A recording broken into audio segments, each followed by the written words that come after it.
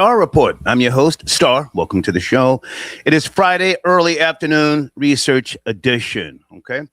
Breaking news, according to Officer Tatum. Okay. Nolan Wells was allegedly using cocaine on Horn Island. Allegedly. But again, my source, Brandon Tatum.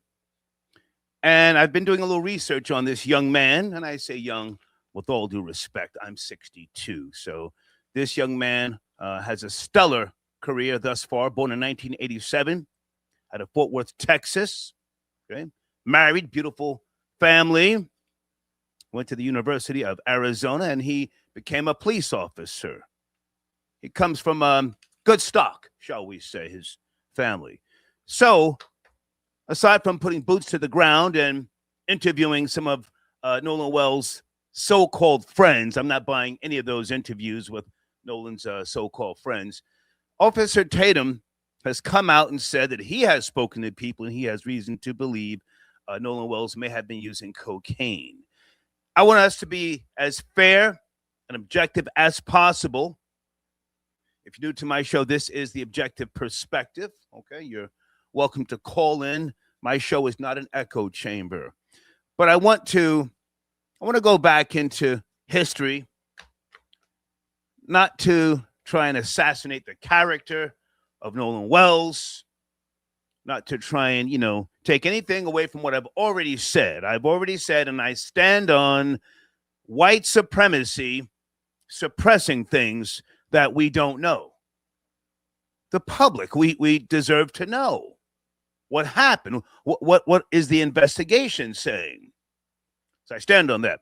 But I want to talk about the likelihood, the possibility of what may have happened to Nolan Wells. Prior to me playing the video from Officer Tatum, I want to go back to Len Bias. Most of you have never heard of him. Most of you are much younger than me. I know my analytics. I know my audience. Len, L-E-N, Bias, B-I-A-S. A phenomenal young basketball player. He was born in 1963. He was drafted to the Boston Celtics. And during his celebration of being drafted, he died. Cardiac arrest. And these stories led us to believe that it was his first time using cocaine. Upon further research and other things, when it was all said and done, pardon me, the different toxicology reports and things of that nature, medical examiners, they determined that Len Bias was using cocaine prior to celebrating for being drafted to the Boston Celtics. Now, some of you, know the name Len Bias because, he would have been better than Michael Jordan. No, that's cap. That's cap. He and Michael Jordan were competitors, and, there was a lot of promise, a lot of hope for Len Bias. But make no mistake about it, Michael Jordan was that man, and he was very smart. Michael stayed away from drugs. If Len Bias was so smart, during that time in his life, and I'm not trying to attack his character, he would have hung around a better crowd. I can say that about myself. I hung around lowlifes and degenerates and skanks and whores for a decade of my life using cocaine. But I say all that to say that the public had a perception of Len Bias being this good, wholesome guy, when in fact he was a cocaine user. And if I had to guess, based upon the testimony of some of his former friends, he did too much at the party. We used to call it beaming up to Scotty. Smoking lovely. Smoking like a champ. It's not funny, but that is the sad demise of Len Bias. Now, again, I have no proof. I'm just going by what Officer Tatum is saying with regards to what he says is credible sources. Let me ask you guys, do you think that Nolan Wells may have been indulging in, I don't know, if not cocaine, some type of perks, a perk 10, a perk 30? Maybe he did stay on the island. Maybe he did. maybe he did what an 18-year-old should not have done at that point in his life. Stay behind because he was on something and he had a dime bitch with him, and it was too much. I don't know the young female. I don't know if she's a lady or not, but I don't know the young female. There has been all sorts of stories back and forth. Do you think that he was doing drugs with the young female? He died. Maybe he fell back. And that's how he got the lacerations in the back of his head. And maybe she didn't want to be known as the person who was doing drugs with Nolan Wells. I'm just asking because, again, we have a source here. Officer Brandon Tatum. Now, to my knowledge, this man left the police force with great credentials. I don't think he ever rose to the level of being a detective, so I can't say he's a great investigator. That I don't know. But I don't think he would just, say things to say them and knowing that you can be sued by way of something called reckless disregard for the truth. You've heard me speak about this before. Saying allegedly doesn't save you. That's why I make it clear with regards to my content, my videos, and things like that. If there's something that bothers somebody, email me. We'll edit it out. I'll take the video down. I'm not married to none of this content. Okay. All right. Showrunner, we're going to talk about the 40,000 migrants that swam from Morocco to Spain. The military in Spain has now been activated. I don't know what they're going to do, but we need to explore that. Anybody from Spain or, any parts of that region want to call in, chime in, educate us? I mean, the videos are pretty shocking. Whoa! They came out of the water. Where is Spain? Its economy? I don't know. I don't follow the ongoings in Spain. Was this a targeted, invasion? This is an invasion. 40,000 people are not going to try and assimilate to, Spanish law, culture. They're going to bring their own over there. They're going to wave their flags of corruption and other things. And, it could be a real quagmire for those who live in Spain. All right. Okay. Let's get down to business here and some other things I want to talk about this afternoon. If anybody has watched the movie Spider-Man and you have a different take than I had 2 days ago, you're welcome to call in, all right? Okay, let's start at the 2-minute and 50-second mark. All right, ladies and gentlemen, I need to address something real quick before I get to this news that was just presented to me, which could allude to potential foul play against Nolan Wells. And let me just say this right off the bat. There's alcohol involved. What is being told to me that 100% there's cocaine involved. There's multiple people involved. People that may have seen Nolan last, but is not being truthful and coming forward as to what they saw, who was with him last. And we have various people that have come out or come to us with the information. And one was sent in a DM honing in on one particular person that may have been in an altercation with Nolan. Now, this appears to be post the phone call and the boys that I talked to who had already left. And I've been telling people that it appears that the young men that I interviewed had nothing to do with this. And the sentiment still continues. I have names. I know who these people are. My goal with this is to present it to law enforcement before I say anybody's name. But I'm going to let you guys know what I have heard so you can have a perspective, because when the autopsy comes out, or at least the toxicology results comes out, it's going to prove whether or not people are saying things to me that are not true, or the sources that I believe are verified or accurate. Back to Officer Tatum, star of The Officer Tatum on YouTube. Have the friends taken polygraphs? Well, from my understanding, all but I believe one took a polygraph, and from what was told to me, that they all passed. And all of the ones that took a polygraph took one without a lawyer.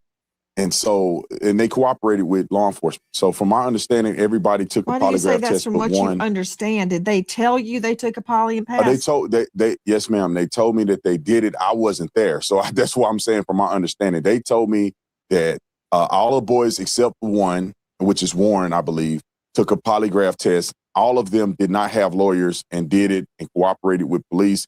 Warren also cooperated with police. I just believe he didn't take a lot to take the test, but Warren is the young man that I interviewed. So according to what they told me, they all took a lie detector test and passed. And it's an equivalent of a lie detector test. It's not a traditional lie detector test, but it's the same theology of trying to get to if a person is lying. I don't know the name of it. It's an equivalent of a lie detector test. It's a different methodology.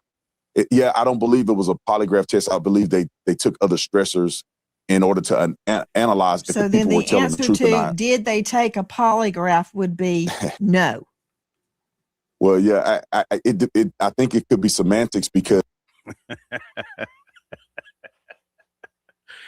Put a one in the live chat if you saw Nancy Grace saute Officer Tatum. Got him stumbling and fumbling. Hold on a second. Let's run that back. There we go. I don't know the name of it. It's an equivalent of a lie detector test. It's a different methodology. I don't believe it was a polygraph test. I believe they took other stressors in order to analyze if the people were telling the truth or not. Did they take a polygraph would be no. Well, yeah, I think it could be semantics because they took a test to analyze whether or not they were being truthful in their statements, and that certified test, they passed it. It just wasn't considered a traditional polygraph. I think it's a more advanced way of doing it. Brandon Tatum. Hold on. In a nutshell, Joe Scott, there's a difference between a polygraph, which measures all sorts of body signals, your sweat, your breathing, your heart, your blood pressure, all sorts of things, and an audio verification test. Big difference. Yeah. So the audio is, you're looking for stressors in the voice, and these people are highly trained to do this. And I'm, you know how the courts feel about these tests. Are they admissible or not? But I think that, going to Brandon's point, the fact that they have taken these, at least those named allegedly have taken these, according to him, I think that that's significant. Now, whether or not that this is going to be usable, a usable investigative tool, is hard to measure. I didn't ask you if it's going to be used in court. That's a whole nother animal. We'll burn that bridge when we get there. Okay, there may never even be a court case. First, I got to find out what happened to Nolan. Okay, so let's not put the cart before the horse. You've got eye detections tests. I don't put any stock in that as to whether somebody's lying. You've got nonverbal communication experts claiming they can tell. You've got brainwave analysis. You've got all sorts of things. I want a poly. Right. I'm not saying they did anything or they didn't do anything. Go, strap up, take me a poly.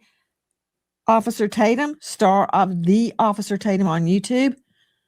I've been told, but I can't verify, that the boat in question has been searched by scent dogs and cadaver dogs. Is that true? I'm not familiar if that's true. Let me just clarify. The test that they took was a voice stress analysis test instead of what we call a traditional polygraph test. But I'm not familiar with the cadaver dog searching the boat. I wasn't informed that was the case.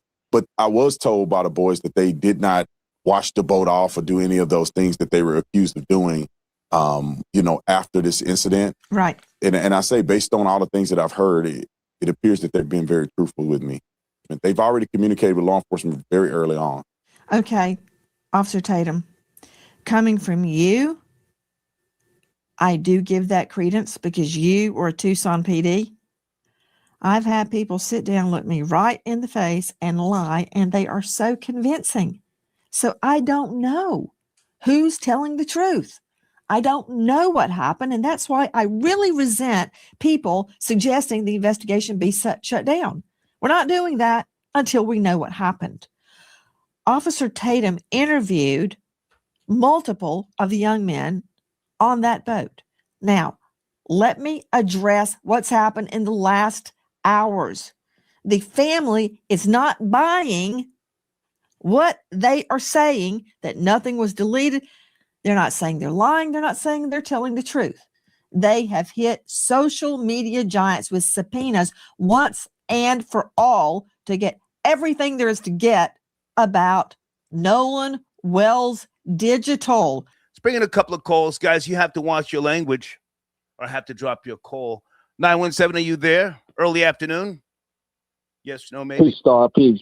Peace. Good afternoon. Good afternoon, Star.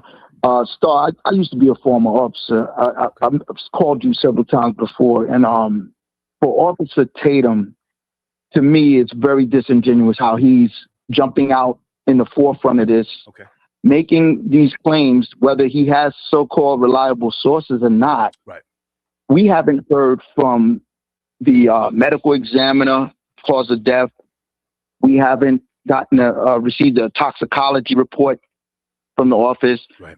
And for him to just take the word of teenagers, amateur teenagers at that, when it comes to interviewing, he took every word they said verbatim as if it was gold and ran with it. And for him to be fanning the flames of, I don't believe they did this, I don't believe they did that.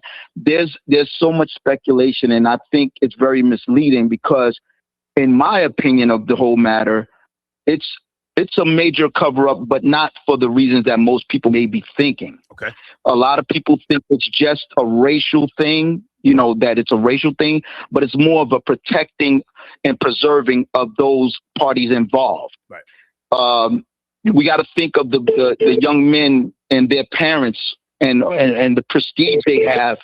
And I believe it may be falling on the lines of an accidental incident that may have occurred, and there may have been some drug use and drinking. I think your phone is beeping. That's not me. Is that your phone beeping? It's not me. That is. Okay. That is. Go and ahead. Things may have gotten out of hand. Let's say that. If you want to speculate, because for the reaction of so-called friends of Nolan to lawyer up, be quiet, and to protect themselves, if they did no wrong, what will be the problem of having an interview and taking a report from the young men?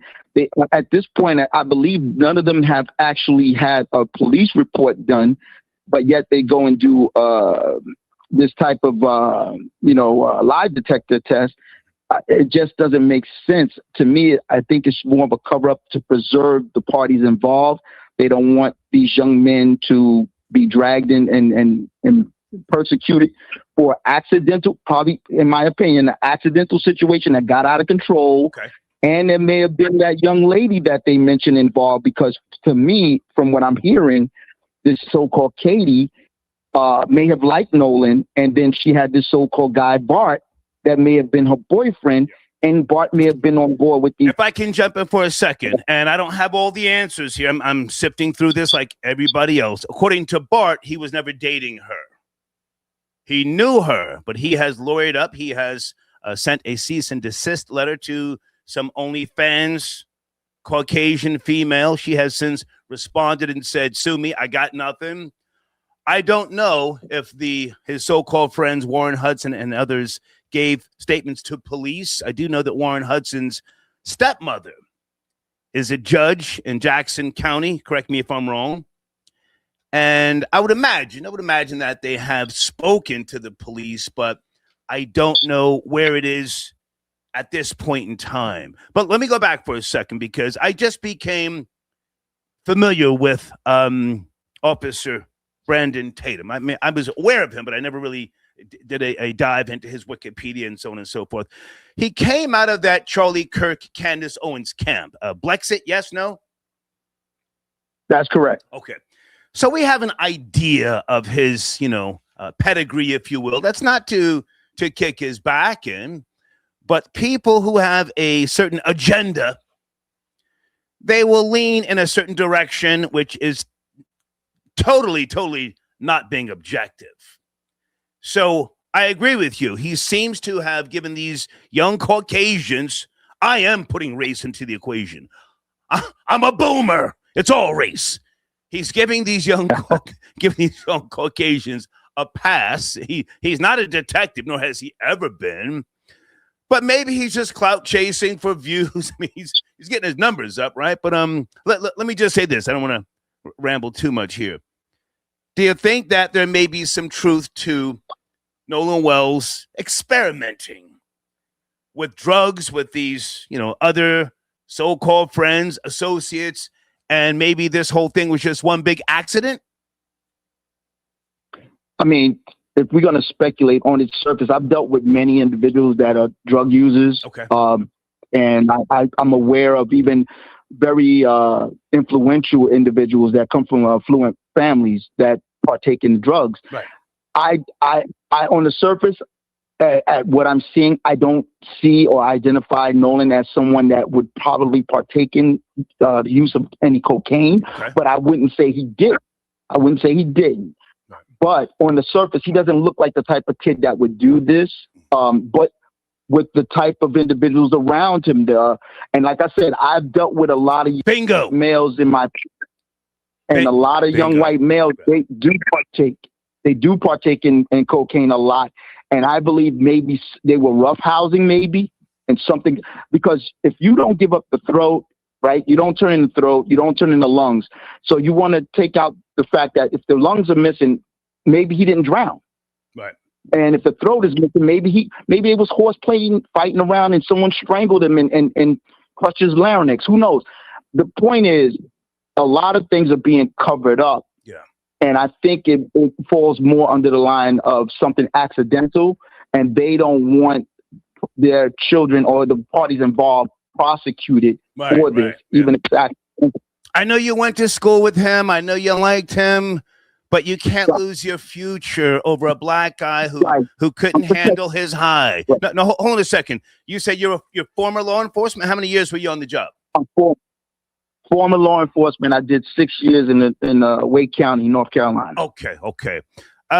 Correct me if I'm wrong, because again, I don't know this guy's full history, but he seems to have a gripe. I'm talking about Brandon Tatum. He seems to have a gripe with Ben Crump and Al Sharpton. Yes, no? I mean, you just got to think of the mentality of those from Mississippi. Any outsider is a threat. So they are very staunch in the South, as you well know, the history of the South, and Mississippi being one of the leading states. They have authority. But hold on. I don't mean to cut you off. I'm talking about Brandon Tatum. He's from out of Fort Worth, Texas. He's not from Mississippi. Oh, Brandon.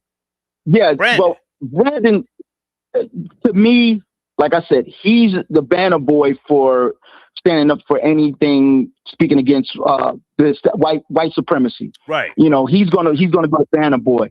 So he's jumping out in front, and this is why I have an issue with so-called black folks like this. Is no one asked you to jump out in front.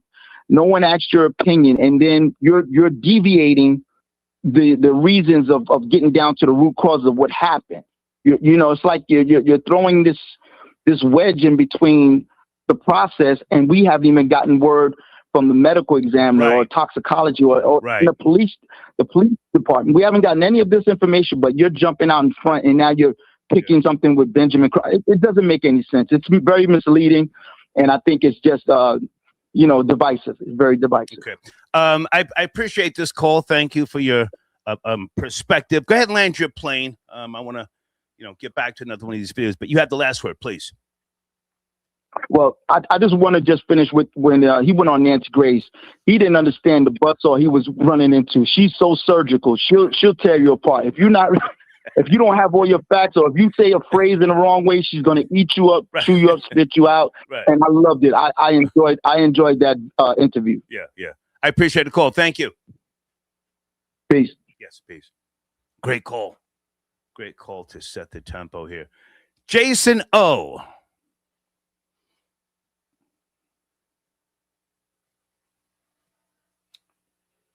Hold on a second. I want to make this. Can I get this on the screen? I don't have my contacts in. Cocaine isn't free. if he was doing coke, he would have had to put in on it. And I think that would have been mentioned earlier than now. Why kids like to party, but no one is giving out free coke. Well, you've got a point. You've got a point. You've got a point. I don't think that anybody wants to align themselves with, the distribution of cocaine or giving Brandon cocaine. If, and this is an if, according to Officer Tatum, if cocaine played a part in his untimely death. Let me say one other thing about, Brandon Tatum and Candace Owens. I like some of the things that Candace Owens presents, and I like her execution. She's a feisty, smart woman. Guys, is Candace pregnant again? Anyway, who remembers when Candace, she got a bag up in Connecticut because of, it was either the mayor or the governor's son, and racism was involved, and the NAACP got involved. There's an old picture out there. If anybody's got that picture, please email it to me, and you'll see Candace standing with the NAACP. Now, she would go on years later to denounce racism. And then I saw her talking to somebody, and she said, I hate the NAACP. Anybody know what I'm talking about? Well, she got a bag with the NAACP in the early days of her career. Just wanted to point that out. Let's go to area code 571. Good afternoon. Please watch the language, or I have to drop your call. Are you there? 571. How you doing, Star? Yes. Hey, this is Mo. Hey, Mo. Hey, man. Hey, so I would like to say a few things. One thing I want to state is this is just what I heard listening to YouTube, but like everybody else. Okay. Katie is real tight with the family. She with the Nolan Wells family, the Wells family. She went to a lot of the events. She knows the mother. She knows the father. Her and Nolan were real tight. I actually seen some pictures of Katie with a bunch of black people. Look like she got more black friends than me. You know what I'm saying? So she's tight, and from what I understand, she's cooperating with Ben Crump, and they're getting everything together, getting their stories together to get these. Sir, I don't mean to cut you short. Is Katie the female that Nolan Wells supposedly, allegedly stayed behind with on the island? Yes. Okay. Yes. Also, they stated that Nolan Wells. This is what Officer Tatum said. He said that there's witnesses who saw Nolan Wells in the water with a female, and they were struggling while they were in the water together. Now, what that respectfully, sir, all that is hearsay, and I hear what you're saying. I appreciate the call, but let me just say early, and I've got a video that I want to play. The parents of Nolan Wells, mother and father, on a News Nation with Chris Cuomo. The parents say they don't know his friends. The guy who sat up on Officer Tatum's show, the tragic mulatto with the arms folded, hat on backwards. His mother rolled her eyes like, I don't know him. His father said, we don't know him. So what you're saying, I hear you, but the parents have already said they don't know his friends. Go ahead. Okay, they said that there was a very broad statement, but from what is being alleged that's out there right now is that she was real tight. Katie was real tight with Nolan's family. Okay. Now that black guy, the tragic mulatto who said that Nolan is half Asian, I think he's involved in some way with this whole thing. Maybe he knows more than what he's saying, because he said that. Well, sir, you have no proof, so I don't want to just accuse people of being slow down, involved in a alleged murder. Let's take it easy. I'm going with Officer Tatum. Okay. Claiming, cocaine usage. Can we bring it back to your thoughts? Do you think that has anything to do with a cover up or, where we are now, the cocaine usage? Yeah. Okay. So I know they're on the cocaine, but I have to state this again. Officer Tatum made that statement, and also the tragic mulatto made the statement also. So I think there's a cover up. Now, I don't think that he was, maybe he did mess with the cocaine, but from what I understand, he had a tryout coming out the following Monday, a big trial, and his coach seen him on the beach like at 2:30 p.m. Okay. And said that he was not drunk at 2:30 p.m. Okay. This is what Tessa Tell said. You know what I'm saying? Tessa tells, yes. She said. Well, so listen, I hate to cut you short. I want to hear from you, and if I can't get what you think, not some other content creator, I'm going to thank you for your call. Okay. Have a good one. Okay. I'm going to tell you what Thank you, sir. Salute to Tessa tells, but I'm not trying to get caught up in anybody's, attacking a person, and then I get a cease and desist. I'm not doing that. Bill, I got your donation via Cash App. Thank you for tapping in, sir. He says, respect, OG. All right. Rob Lowe, good to see you, sir. Good afternoon.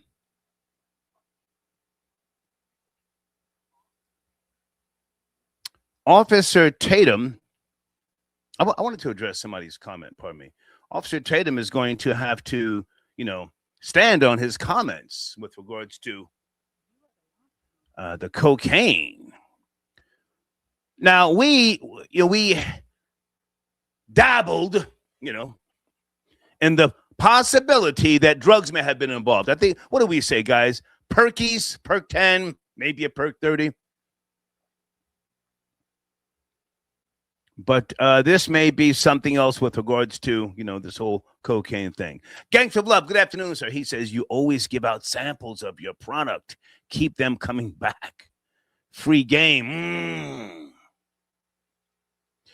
Do you think that Nolan Wells tried cocaine for the first time? Couldn't handle it.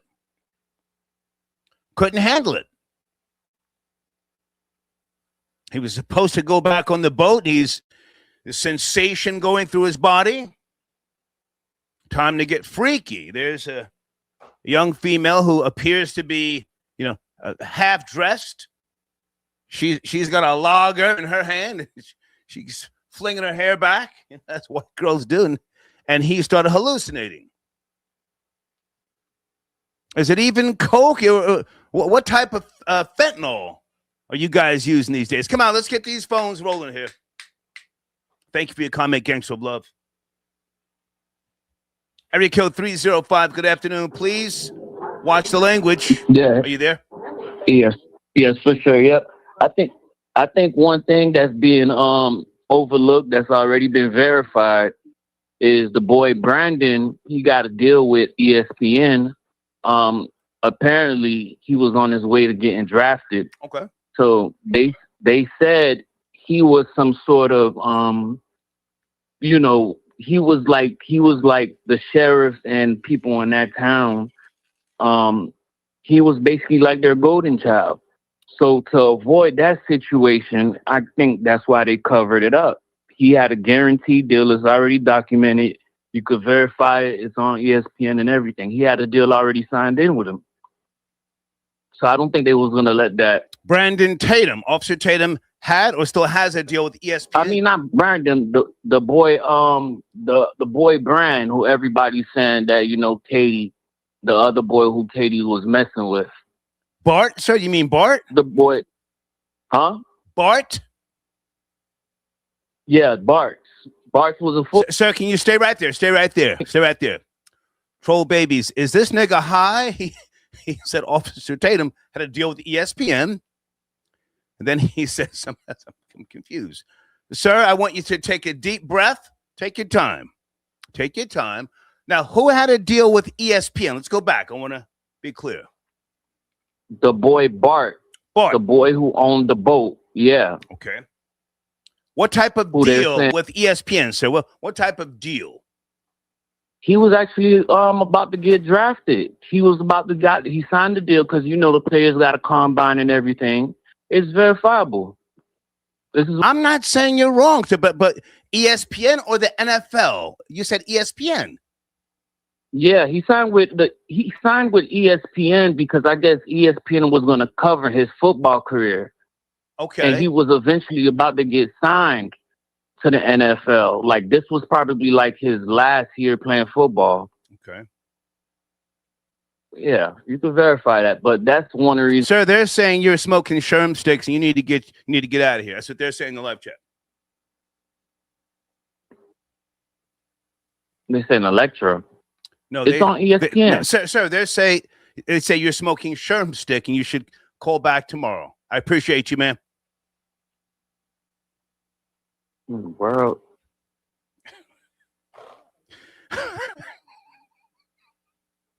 Confused. First, he said Officer Tatum had a deal with ESPN. Something. Oh, God. Oh, man. Whew. Okay. We got so much to go over here this afternoon. Oh, and thank you to Mahogany. I got your email. The silicone baby dolls that we spoke about the other day. I got a video with a woman who is a mother to 6 reborns. This industry is huge. Going to get to that shortly, okay? All right. Let's get back to what we're talking about. Let's go to my showrunner, the migrants. The migrants have invaded Spain again. They've been doing this. Let's go to this video here. Hold on a second. Hold on. This is from French television. I don't want everything to be an American perspective. Let's take our time here. Here we go. Relieved to have finally made it to Ceuta, hundreds of migrants reached dry land in the Spanish territory. They've spent hours at sea, some say more than 4, crossing from Morocco to the Spanish enclave north of the country, in hope of obtaining asylum in the European Union, a distance of approximately 5 kilometers. I want to work. It took me 2 hours. This is my little brother. Most are Moroccan, hoping to find a stable job in Spain. But the reality, some say, is very different to what many expect. I don't understand why they come, why they're led to believe that there's a future. Yes, there are jobs, but then they're faced with the harsh reality that they have nothing, and people treat them as if they are nobodies. After an upsurge of crossings over the past few days, Spain has now decided to deploy its military to attempt to gain control of the situation. A decision that comes after local authorities had asked Madrid for more help. Italy's Prime Minister, Giorgia Meloni, has called for Spain to be suspended from the Schengen area. In response, the Spanish Foreign Minister said Italy was weaponizing immigration for political ends. Both Spain and Morocco have said they were working towards a quick return of those who'd entered illegally, and applications for asylum in Spain will be processed. Hold on a second, guys. Now, Spain is trying to defuse the migrant crisis in its tiny territory in North Africa. The Spanish government says an estimated 50,000 people crossed over from Morocco to Ceuta in a single day. Local officials say at least 34 people died, most by drowning, as crowds came across by land and sea on Thursday. Just take a look at these extraordinary images. I mean, Ceuta now juts out into the sea from Morocco and has long been a target for migrants trying to reach Europe. Here's a look. We saw a look at the chaotic scenes there. It's unclear what caused the sudden rush. Spain's Prime Minister suggesting it was fueled by a recent Spanish Supreme Court ruling on migrants arriving. Let me jump in here for a second. I like that comment on the screen. Salute to Diaz 6085, all military-aged men. Very good observation. Now, do you think that Spain maybe will, possibly allow some of those military-aged men to stay? Join the military. I have no idea what the workforce in Spain looks like. Have they become lazy in similar fashion to the United States of America? Certain people born and raised here just don't want to work certain jobs. By sea, the surge is already deepening divisions over migration in Europe. The crowds, mostly made up of young men, celebrated as they entered Spanish territory. Take a listen to what one young man was saying.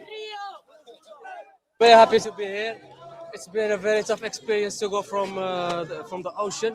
It was very tough. The police officers tried to stop us, but our will and our determination, we could came here. CNN's Nada Bashir is joining us now live from London. And Nada, I mean, we've seen significant numbers of migrants cross over into Ceuta before, but nothing like this. 60,000 migrants, I believe, in just a matter of hours. What are you learning about the reasons for this surge that we've seen? Well, it certainly was unprecedented, and you could see that in how overwhelmed Spain's border guards and officials were in responding to this current situation. Officials on Thursday calling for the Spanish government to declare a state of emergency, and the government itself deploying additional troops to Ceuta in order to support in that response effort. As you mentioned, with regards to the cause behind this surge of migrants attempting to cross the border, the figure at this stage is an estimate, but the government has put it now at around 50,000, they believe, crossing since Thursday. But as you mentioned, Pedro Sanchez, the Prime Minister, did give a statement just in the last few hours. He believes that human traffickers, smuggling rings have exploited and misunderstood a Supreme Court ruling, which was handed down earlier this month in Spain, which essentially prohibits authorities from immediately returning migrants who have crossed into Spain via a sea crossing with. Let me stop that right there. I have to question, in some way, shape, or form, the government in Spain knew of this. How could 40 or 50,000 people just, swim to Spain? We've got technology, we've got drones, we've got all sorts of things. I'm saying we, governments and nations that could detect all these people. To some degree, the government must be welcoming them in. Yes, no? I just don't believe, the crime's going to go up. They're going to screw all the women. They're going to take over. Maybe that's the plan. Yes, no, maybe. Hold on a second. Here's a good friend of mine early on a Friday afternoon. Rory! Oh, God. Diluting the blood of Europe. That's their plan. Come on. To dilute the white Christian blood of Europe and Europeans. They're globalists, They're globalists. That's why they're coming over like that. Of course, the government of Spain knew that was going to happen. Right. They have a globalist in power there as the prime minister, a leftist globalist. You are the last party. Rory, your call dropped out. I didn't hang up on you. Yeah, I lost you for a second, man. It's okay. Go ahead. Yeah, this is globalist versus nationalist. Trump's a nationalist. They have other nationalists in Europe too. They're just not in charge. They haven't been voted in. Okay. Europe is coming to a civil war, as you can see. That's never going to work. What just happened there? Not one woman or child in the whole thing. Not one old person. Not one person with a disability. It's all fighting age men, a Muslim army. And, if you know the history of Spain, it took Spain 7 centuries to get rid of the Muslims. Once they got a little bit of 40%, 50% of the population was Muslim, they took over. The Muslims took over Spain. Okay. And it took them 7 centuries to get rid of them. So they're playing themselves. I have a feeling America's going to have to go clean this up, like we always do with Europe. I hope not, but go ahead. Go ahead.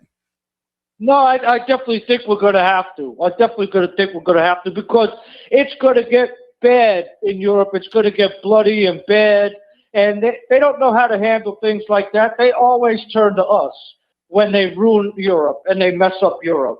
Before World War II, Europe was fine. They found a way to mess it up. Before World War One, it was fine. They found a way to mess it up, and we always have to come in and save them. This is the reason we got to be. It's so important to have Trump not go anywhere after this term is up. You know, I want him to be the president until he dies. I want him to be the dictator of America. I want him to be our Führer. I don't want any dictators in America, but go ahead. I'm listening. Go ahead. Well, you're watching what's happening. That's the same thing that happened to our country. Only we had millions and millions of third worlders pouring in here. It's not by accident. It's not. This is all by design. It's all by design. I mean, Joe Biden literally told the Department of Homeland Security to tear down any barriers in their way. Cut the barbed wire. Cut the fence. He made the Texas National Guard stand down. He sued the border states to allow all of those illegal immigrants in here. No vetting, unchecked. Let me jump in for a second, and I appreciate you guys. This is my friend Rory. He's a knowledgeable man. Don't let it, don't get it twisted. I mean, he calls in and he plays the race card from time to time, but he's a very knowledgeable guy. Now, hang on a second. I'm not, freaking out because Spain got invaded from, Moroccans.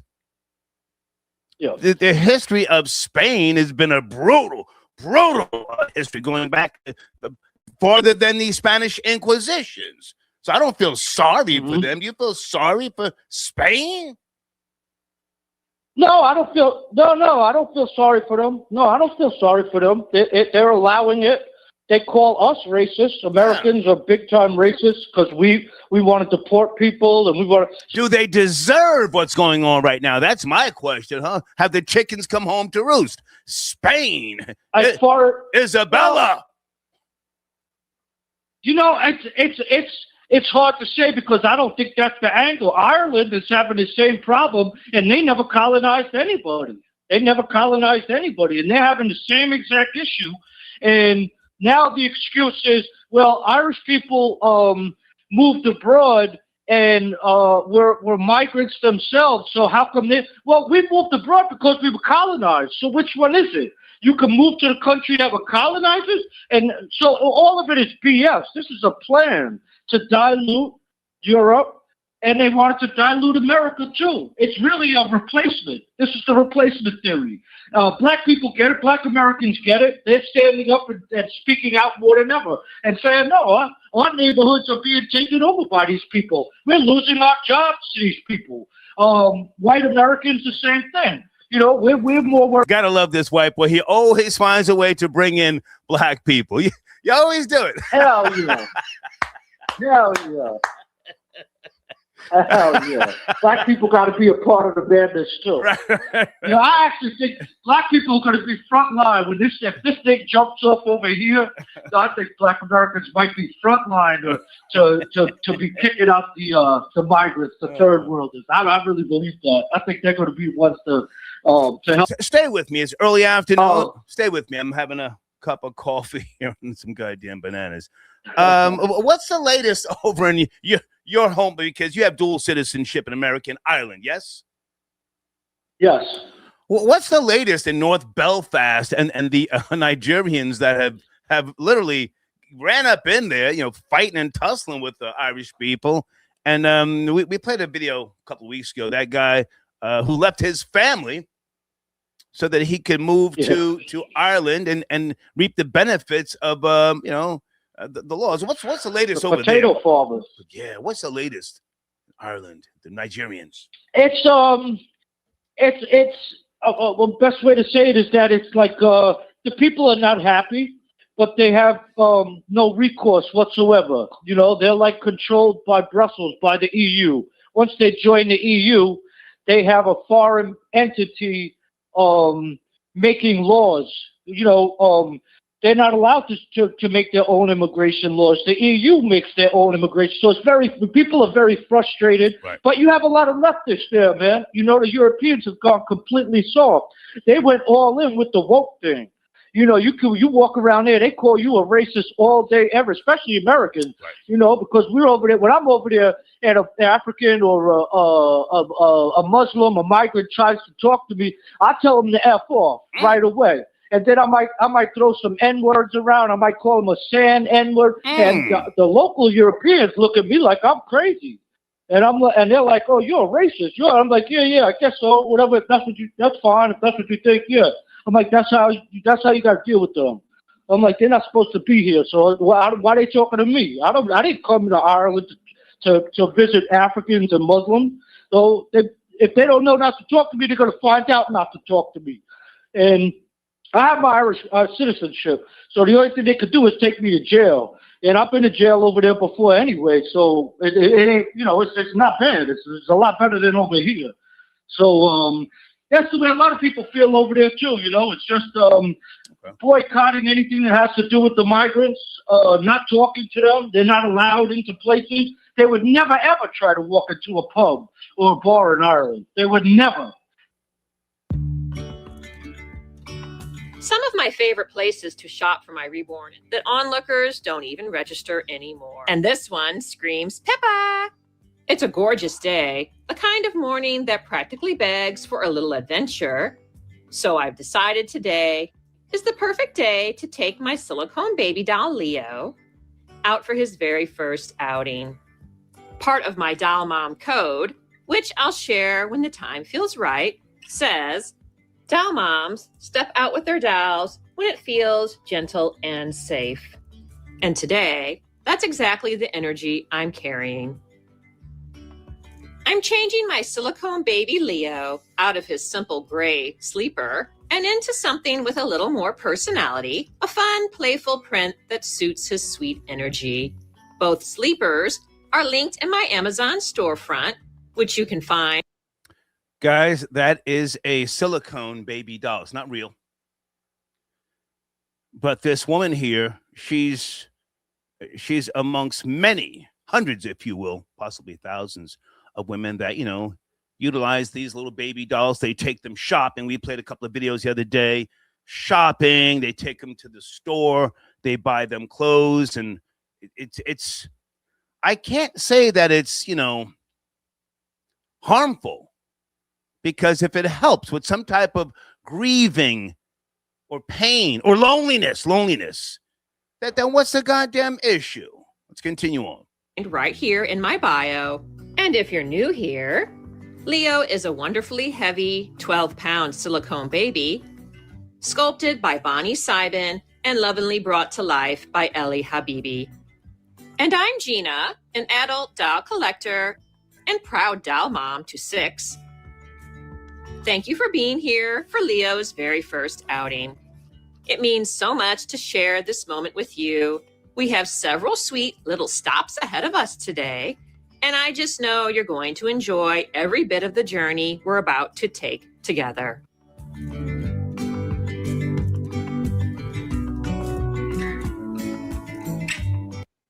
Dawn, I thank you for your comment. Spending money on a fake kid is nuts. Well,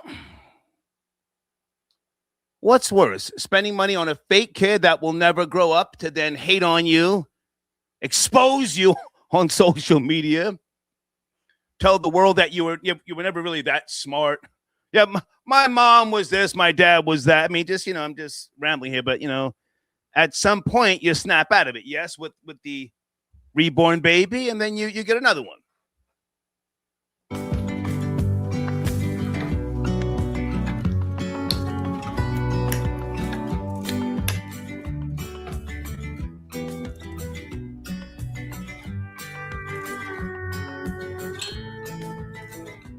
Now, I'd be lying if I said this boy wasn't heavy. Leo is a full 12 pounds of silicone sweetness, and carrying his car seat is definitely a workout. But he looks so impossibly precious tucked inside it.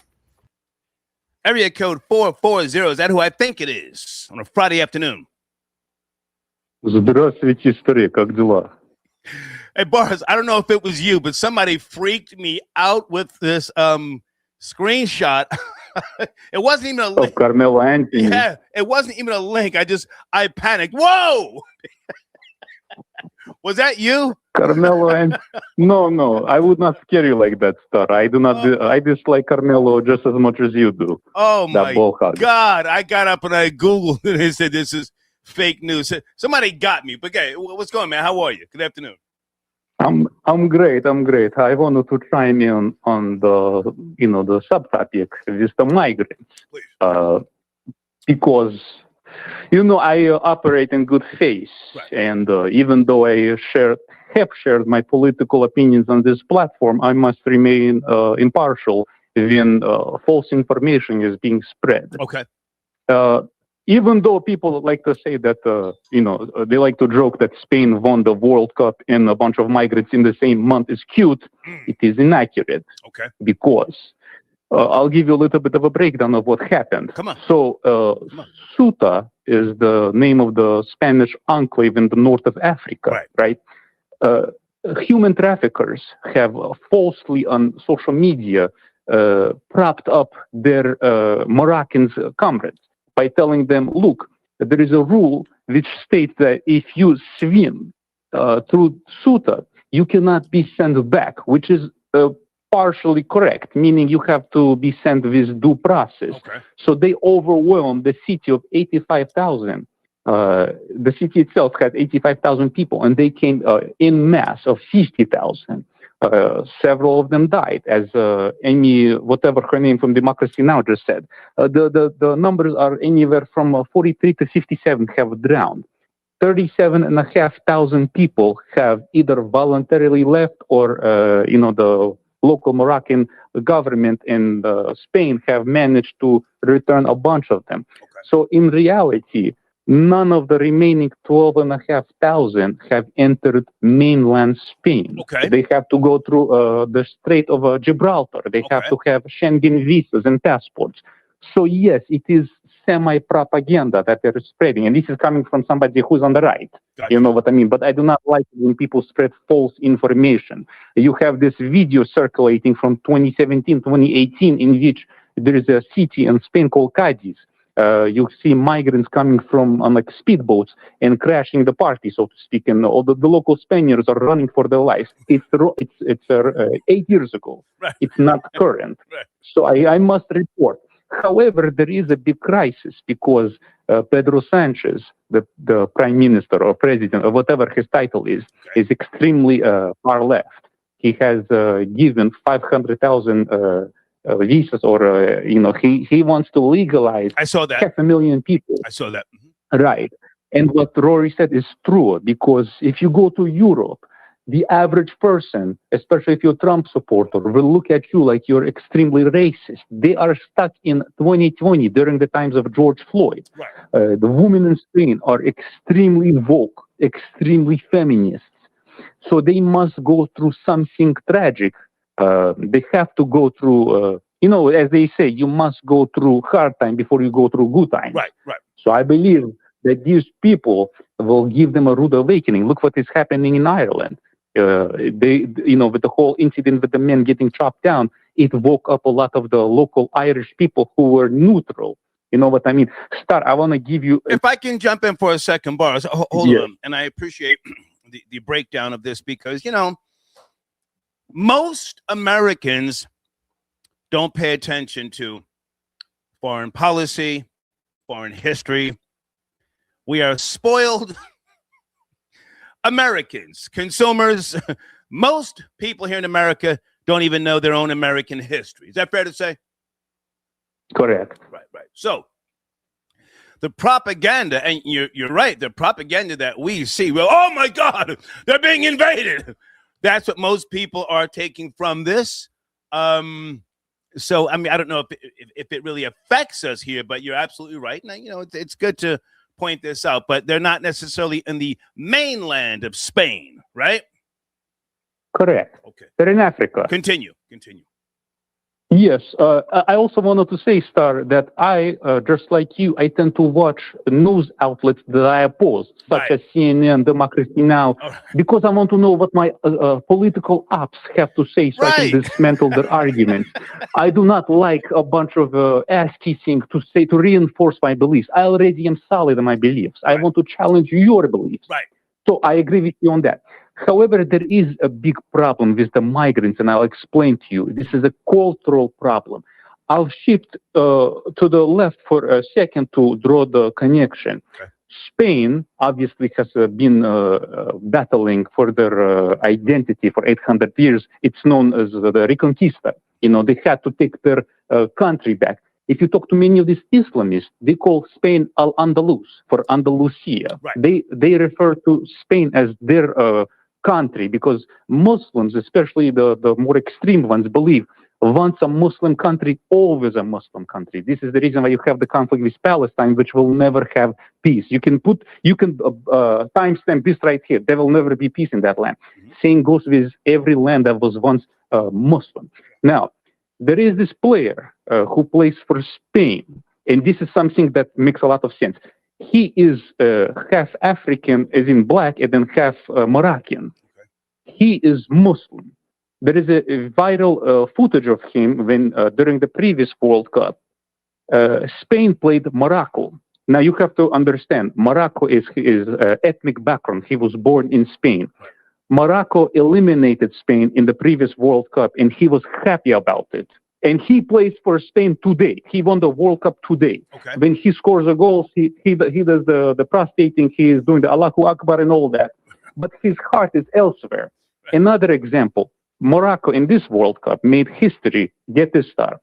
For the first time ever, Morocco had 11 players on their field when they played against Brazil. None of them were born in Morocco. They were born in France, Belgium.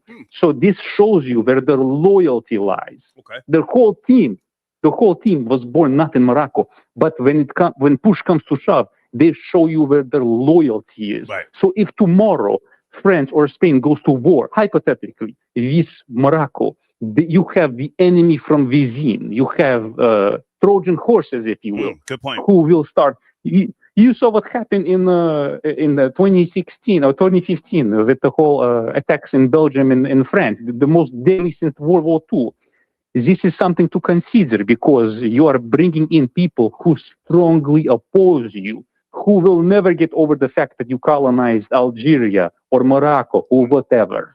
That's all I wanted to say. You have to be truthful with your information. Do not spread propaganda. I hate that on both sides. Well, listen, I appreciate you taking the time to break it down, and maybe people will do their own research, if you will. But again, I mean, here in America, most people are just consumers. But at the same time, brain dead. But at the same time, proud to be Americans. But I appreciate you, man. Listen, any thoughts with regards to Officer Tatum? He's the guy saying that there may have been cocaine usage with regards to Nolan Wells. Any thoughts about that or no? I do. But in brief, I watch Officer Tatum because, he's a Trump supporter or whatever. Yeah. My only issue with him is that he tends to jump on the let's bash the black person bandwagon first. It is always where he is reporting, Nolan did cocaine. Here's the proof. Because even though he is, like I said, politically aligned with me, I can see somebody who is also blinded because, his wife is white. And he has... Well, that's okay. My mother's white. I'm not mad at that. But, is he... Right. I know nobody's mad. I'm just saying... Is he a Caucasian bootlicker? Is he a bootlicker? Sometimes I get that vibe because he never goes hard on white. Even the whole incident, you remember when you reported on it, the whole Baltimore brawl where chairs were thrown. He looked for a way to blame the black man. So sometimes I agree with him, but it's like it comes to the point where I'm like, okay, you're just on the other side, but just you can never see the wrong of the side that you're playing for. And I do not like that. I like to see the full picture, trash on your side and the other side, and let me draw my own conclusion. Good point. Hey, I sent you email. Let's talk behind the scenes. Did you get my email I sent back? Yes, to you? yes. I wanted to say that. We will stay in touch with that. I will respond to you. Okay? Thank you. Have Thank a you, good Boris. one. Salute. Yes, sir. Boris tapping in. Great comment. We are cooking here this afternoon. Thank you for keeping the language, positive during your calls. Officer Tatum, thank you for being with us tonight. Question to you. You interviewed, as we played at the get-go, several of Nolan's friends. Did they show you photos, videos, snaps of that day on Horn Island? Well, Nancy, thank you so much for having me on. I spoke to 4 of the boys that are originally accused of being involved in Nolan Wells' death. And they did show me a lot of evidence. I want people to be very clear with this. I spent my career putting people in jail. My career is based on getting justice for people who have been done wrong. I've never been a defense attorney. So me going out and doing this was to find out what happened to Nolan Wells. And in talking to these young men, the burden of proof is they're going to have to prove to me. I'm not going to listen to what they say out of their mouth. They're going to have to show me.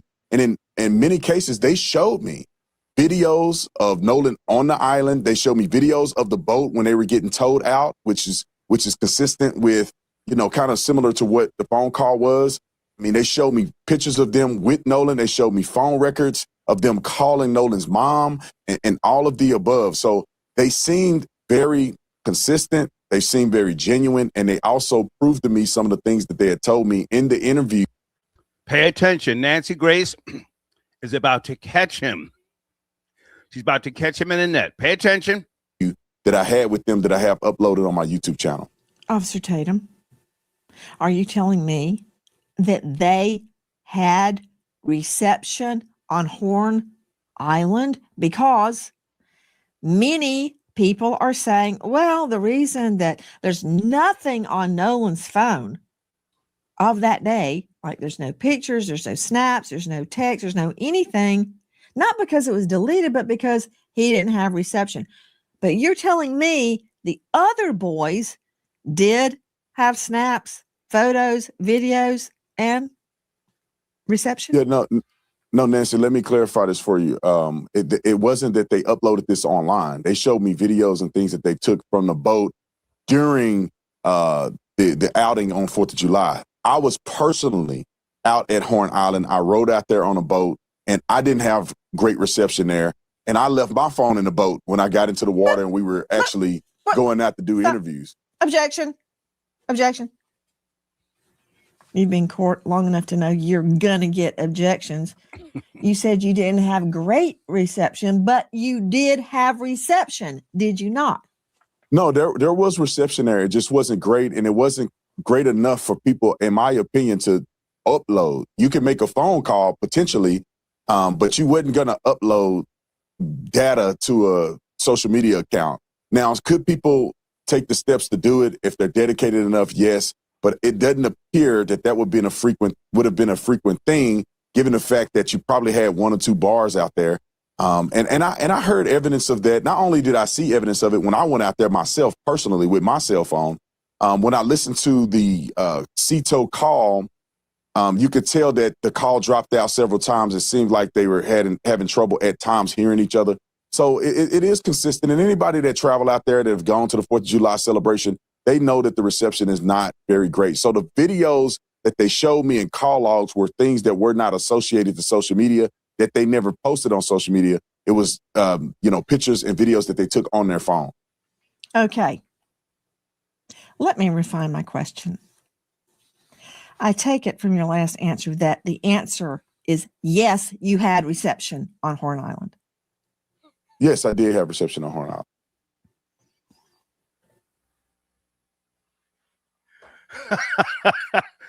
Whose comment is that on the screen? You are welcome to troll if you are a member, but that might be a real thing. Tatum is going to end getting arrested instead. He might fuck around and be put in cuffs. We just played that SEATOW call. It's 2 words, SEATOW, and it's kind of insurance that people have that are boat goers. And if you have a problem, SEATOW will come and tow you back to the mainland. They said they had a problem. They said they were taking on water. One of your takes is that all the chatter that we're hearing, wake up, Nolan, are you dead, Nolan, wake the F up, Nolan, could be referring to the battery, the bilge on the boat, that it's all unclear. Regarding the boat being disabled, apparently it was not. Listen. So first, at 9:56 a.m., the boat leaves the original dock. It arrives at Horn Island at 11:14. So at around 4 o'clock, there is a call to the Coast Guard about the boat. NBC News got a hold of it. We're sinking. Can y'all please come? And is everybody on board in good health otherwise? Yeah, everybody's on board. Everybody's on board. So does that mean Nolan is on there? Who was on that boat? At 4:31, the boat leaves Horn Island and it is towed approximately 3 miles, and then the tow ends. So after 3 miles, they go back to the original dock, okay? They arrive at 5:44 p.m. So it looks like this is where Horn Island is, and this is where the original dock is that I am referring to. I looked it up, and El Camino Real Road is in Gulf Hills, Mississippi, which is right above Ocean Springs. So I'm wondering if this is the house where they got the phone. Now, the boat travels to Fort Bayou. At 6:06, the boat returns to the original dock. Then, from the original dock, the boat goes back to Fort Bayou, and then they go to the boat launch, and it is put onto the trailer and moved by the vehicle. Did they drop people off at the original dock, travel to Fort Bayou, pick somebody up, and go back to that original dock? And then from there, why was there an hour and 13-minute time gap? This boat was sinking hours before, and then they're just having it docked for an hour and 13 minutes. You would think they'd want to get that boat out of the water ASAP. That from the real TikTok detective, the boat wasn't sinking. They told SEATOW it was sinking. What's the truth? Was it sinking and they repaired it? Did they have a leak and they repaired it and kept on SOP? Brandon Tatum joining us, former cop, now star of The Officer Tatum. Did the young man explain those travels we just identified? Yeah, 100% they did that. I wish that people on the internet would have had an opportunity, and they can go look at the interview that I did with Warren, but they had an opportunity to actually talk to these young men to get this in perspective. Because some people have no idea how boats function and how they work. They explained to me, they took me on a boat and showed me exactly where they went, where they docked, where did they, stop at, how did they get the bilge pump and the water out of the boat and all of the above. So they were sinking, they were taking on water. The water came up high enough that the batteries weren't working. They had to get a tow to kind of tow them out. Where you can see the young lady saying about 3 miles out. It's a complicated boat jargon, but they ended up getting the boat out. They ended up getting it to the point where they could run the water out of the boat through a hole in the boat that they ended up plugging. They explained all this. Anybody that does boating know exactly what they're talking about if you hear them explain it on the interview. So they have an explanation for all of these things. And not only that, Nancy, they showed me video of them on the boat, and Nolan was not on the boat. Nolan was... Stop right there. I mean, no disrespect to this man. Do you think that Nolan's so-called alleged Caucasian friends view Officer Tatum as a bootlicking nigga? We can tell him anything. He's a wannabe. And he'll go back and speak on our behalf. Yes, no, troll babies. Race always plays a factor here. Don't deny racism. It's who we are as Americans. Do you think that the Caucasians see Officer Tatum, they sat down with him and said, he's a good nigger. He'll do what we need to be done. Not on the boat log.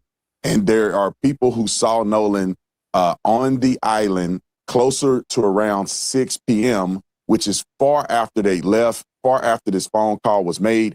I saw text messages from the young lady that Nolan was with, the young lady named Katie. I saw her text messages. In her text messages, she said that she heard the boys yelling for Nolan to get on the boat. He did not. She said in her text message that she did not see Nolan get on the boat he came on, which was Wyatt's boat, which is the boat that was sinking and they ended up leaving on. So it wasn't just a statement that they made on a podcast. They were actually showing me evidence to the contrary of what the mainstream YouTubers and some media outlets are putting out to people at large. And so I wish that people would go watch the interview or at least take some time to listen to these boys' statement. And I'll say this, Nancy, too. I wish that the family would have taken the time, or at least Benjamin Crump would have taken the time to reach out to the lawyers or reach out to these young boys to get their statements so they're not wasting their time sending everybody on a rabbit trail when they could have just talked to these boys. And Nancy Grace is about to give this nigga an uppercut. Pay attention. They could have, but they refused, because I saw a message from Warren where he called Nolan's mom twice. I've seen messages from Warren's stepmother, Ashley, where she sent Nolan's mom a text saying, please reach out to me whenever you're ready. I would like to talk. Other parents I saw messages from who reached out to Nolan's mom saying, we need to talk. Can we talk? I'm available if you need to talk to us. I do not understand at this point why Benjamin Crump would go out and put misinformation out online when he had the availability to talk to these kids and clear these things up like I did before he presented this to the public. We also reached out to Benjamin Crump 4 times. And on the 5th time, they come back and tell us that the family is not doing interviews. We didn't ask to talk to the family. We asked to talk to the attorney, Benjamin Crump. Why? So we can come together as a community and solve what happened. Guys, does anybody have the video of Officer Tatum crying over Charlie Kirk? Please send that to me. I got time. I'm about to go get another beer. Please email me that video if you can. To Nolan Wells, not create and stoke division, which is what I've seen Mr. from Tatum, Benjamin that Crump. is exactly what we're trying to do.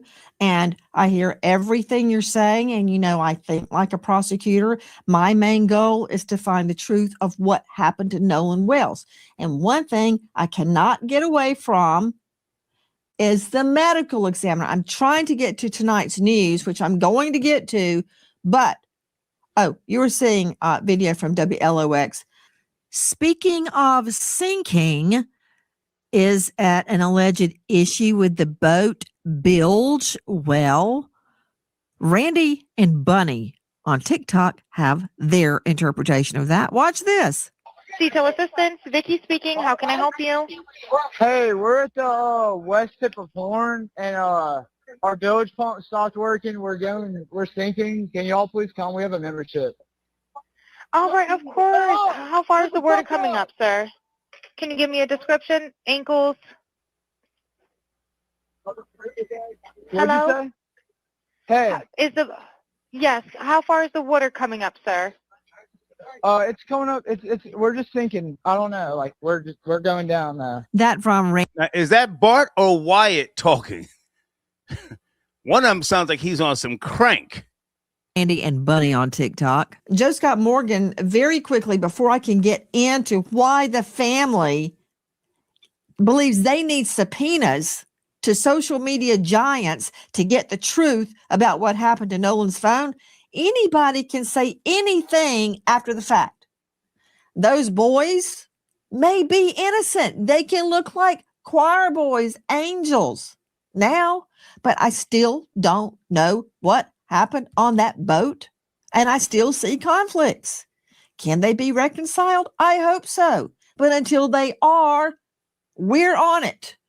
This is what I can't get away from. Control room, please show Joseph Scott Morgan the autopsy diagram of the victim's occipital bone. Okay, I don't care what anybody says. Okay, we went over that. Phone lines are open. Friday early afternoon. Thank you for your support. Gangs of love, I see you, sir. He says he can't be a legit journalist when he's trying to save face for massa. He's totally biased. Okay, he's talking about Officer Tatum. It's on YouTube, but it's not a widescreen video. Thank you, Deeds. Does anybody have the widescreen link to Officer Tatum crying on YouTube over Charlie Kirk?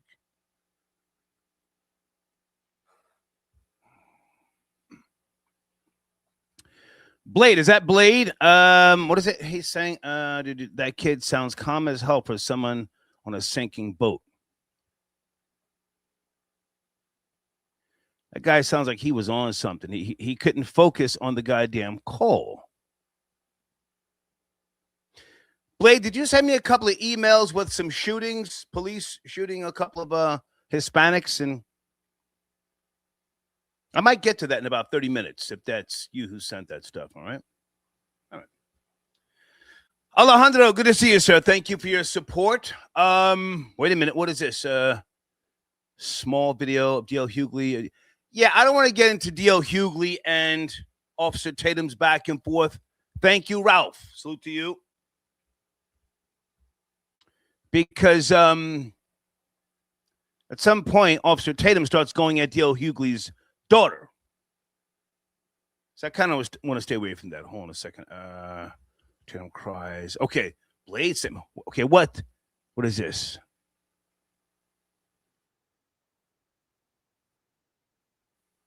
Okay, man. Okay. Blade, is there a widescreen for this?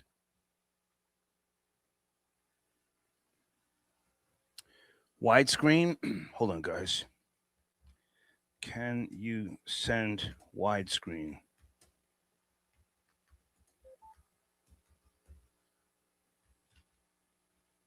Okay, hold on a second, guys. Got a lot going on right now. Hey, good afternoon. Thank you for your patience. Please watch the language. Are you there? I am. Can you hear me? And am I breaking up? No, who am I speaking to? Okay, this is Sister Bethy. What's going on? Hey, darling, good to hear from you. What's going on with you? I'm good. What do you want So here's the thing with the Tatum guy, and I'm not being funny. I'm keeping it a buck, and I'm keeping it very real. Come on. Okay? No disrespect at all. Come on. But I got to keep it a buck. Come on. I'm Republican just like him. For real. And I'm keeping it a buck. I'm a Republican. But here's the problem with black men like him. There are different types. You have your black men who see things automatically from both perspectives, okay? He is the type of black man that always want props from the white guy from good job done nigga. And I'm the type of brothers that I hate. Okay. He can't. I'm just keeping it a buck. He will. His investigation will always be for the opposite race first. It has to be because he has to get his check marks. And see, that's not the type of Republican I am. It's brothers like him that I can't relate with, even on a professional level. And I do law. I teach law. Okay. You know what I'm saying? And I just, him and his sidekick, media chick, Candace, they're never going to see anything from a black man's perspective first. It has to come last because they have to get their brownie points. And them the brothers I can't deal with, but you got it. I'm sorry. No, you have the floor. I mean, I'm not that familiar with him. I just, started paying attention. I was aware of him, but I didn't know his full backstory. But now, if he's doing objective journalism, then I salute that. But again, it seems like he's got an axe to grind with Ben Crump and Al Sharpton. And if you're trying to equate all black people with Ben Crump and Al Sharpton, then you're doing a disservice with regards to journalism. Does that sound fair? It does sound fair, but again, I don't feel Al Sharpton. I went in on him, and may he rest in peace. I don't feel Jesse Jackson either. I think of them as sellout nagas. I'm going to say nagas. I'm not going to use the hard word. But he's the type of brother that says, don't say here, don't say y'all, say here. You know, I just can't relate with this brother, and I don't know. I'm not feeling him. I'm not. But hang on a second. Based upon my research, he's more of a conservative than a Republican. You know, there are two different definitions for conservative and Republican. You know that, right? Yes, I do. Yeah. I would say he's more conservative. I mean, he might vote Republican, but again, I don't know his full story, but he just seems to have an axe to grind with Ben Crump. And listen, I don't find Ben Crump to be the most articulate person, but if he's getting a job done, then I got to respect that. If he's out there moving, shaking him, popping and doing the hucklebuck and dip diver, so pardon me, doing all of that, and he gets the bag, and that's all somebody wants is the bag, then what's the problem? What's the problem? Well, when it comes to Ben Crump, I understand him too, because he's always picked the first attorney picked to represent black people. Like there's not another black attorney on the planet who can articulately represent black people. And it just upsets me that the first picks to speak out for black people are Al Sharpton, Jesse Jackson, Ben Crump. They're not going to be my attorneys. I'd rather represent myself because I don't think they do a very good job. And I'm just keeping it above. I mean, they do the job. Okay. They do enough to get by to keep people from flipping out. And that's all he's put there for. I'm sorry. No, stay with me. Sister Bethany, right? That's how you say your name? No, it's Bethy. It's Beth with the Y at the end. Oh, Bethy, pardon me, because we have spoke before.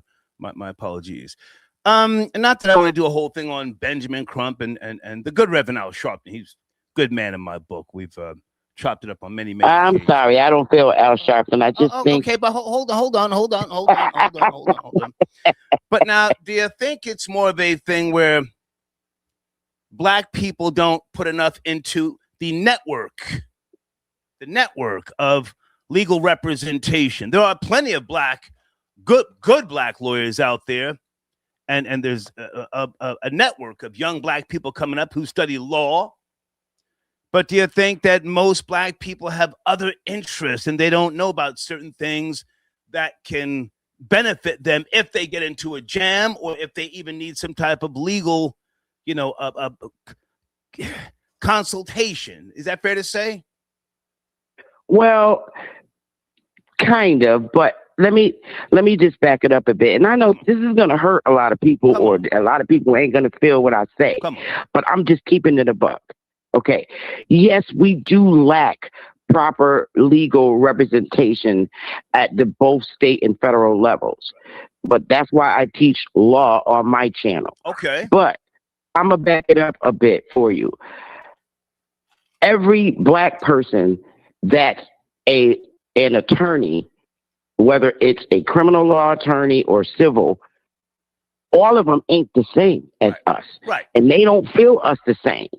You know, like you get your island boys that are predominantly the most of the black attorneys. Okay. And see, our people are constantly confused because they don't use their British accent, and you really think you got a real brother from the mainland that's going to look out for you, and that's the British butt kisser right there. They ain't representing no real mainland niggas. I'm keeping it above. Got you.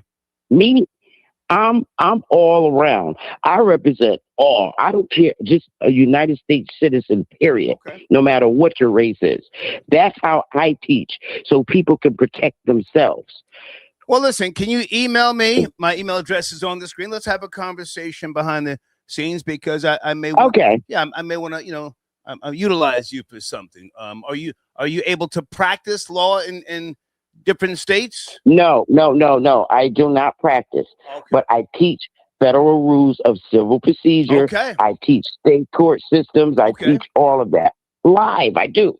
Please I do. email me. I would. It's what I've done all my life, 40 years of law. I look But forward to the okay, conversation. it was nice talking to you. Bye now. Thank you so much. Thank you. Okay. It's Bethy. Ricky Rick, salute. Ricky Rick says he was smoking wet. Who was smoking wet, Ricky Rick? Nolan Wells? Oh, come on, man. I have no knowledge, no proof. Sheesh. Ralph, I got your Cash App. He says, I emailed you a small video clip, 25 seconds. Thank you, Ralph. I will look for that shortly. Okay. Poor Legacy. Do you guys want to call in? You sent me a whole paragraph. Call in. I'm sipping a beer right now. This ain't to be time to be reading paragraphs. Juice, I got your Cash App. Thank you so much. Well, what are you talking about? That's a little crazy, Juice. Thank you for your donation, Juice. Oh yeah. Is there a YouTube news link? Big U facing new charges. Wait a minute. Here's Blade. Blade has just come through. Everybody sit tight. Big U has to be one of the dumbest niggers locked up right now. Got to be one of the dumbest niggers. Lord have mercy. Everybody hold on. We're going to come back to the Nolan Wells situation after this video. Here we go. And new at 4, the feds have brought new charges against a man known as Big U. He is accused of running a criminal enterprise in South LA while collecting millions of dollars in anti-gang money. Eugene Henley Jr. has been in federal custody for more than a year now. And prosecutors at this point say he tried to have a witness taken out.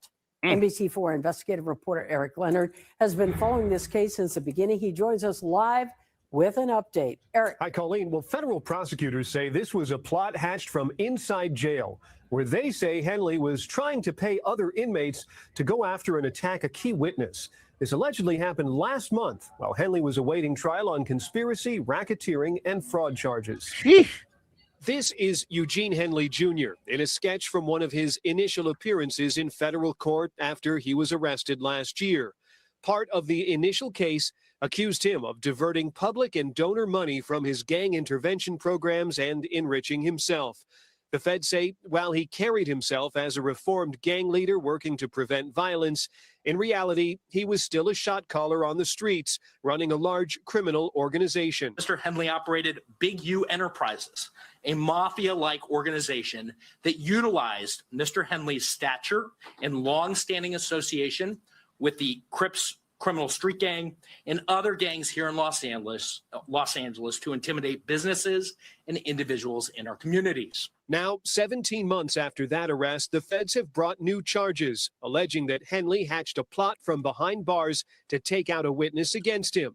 A superseding indictment unsealed today says on June 10th, last month, Henley offered to pay 2 inmates to kill or harm victim 1 in order to prevent that person from testifying.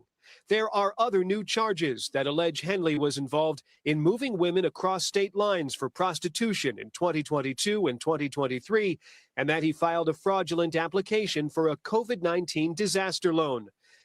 That's a whole fact, sir. Comment on the screen. Dark-skinned niggas born in the 60s.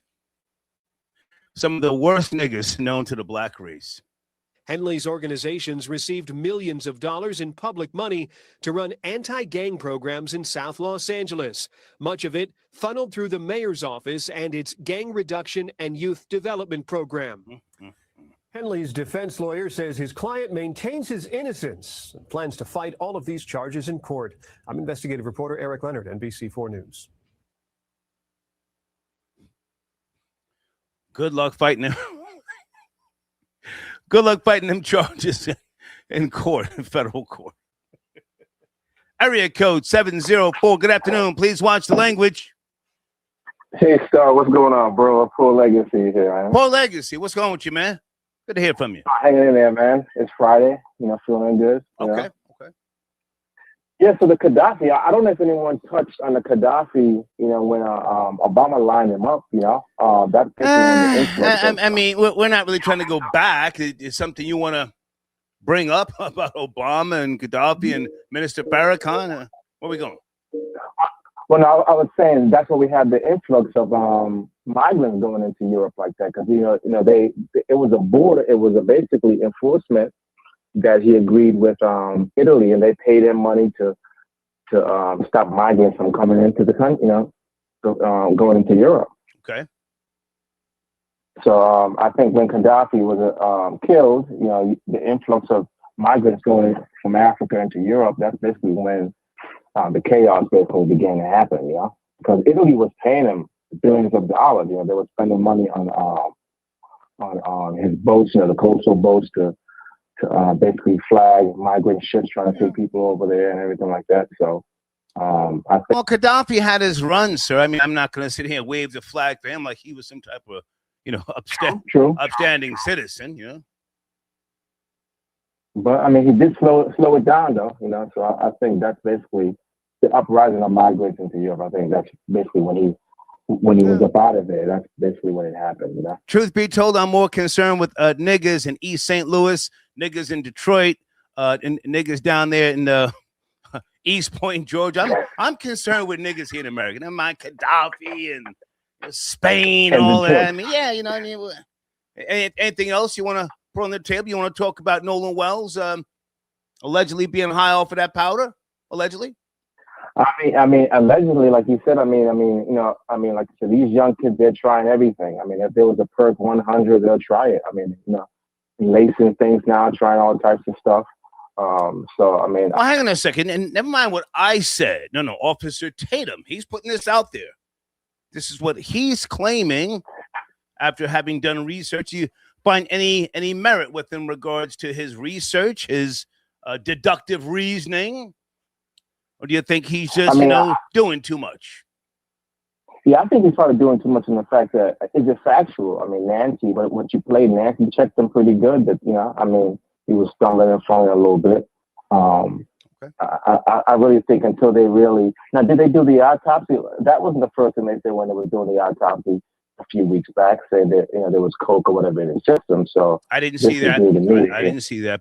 But there's still information that has not been released to the public. But hey, man, good to hear from you. Do you want to promote your platform that's in my community section? And you don't have to mention that thing on the air. But did you work out that other situation? Yeah.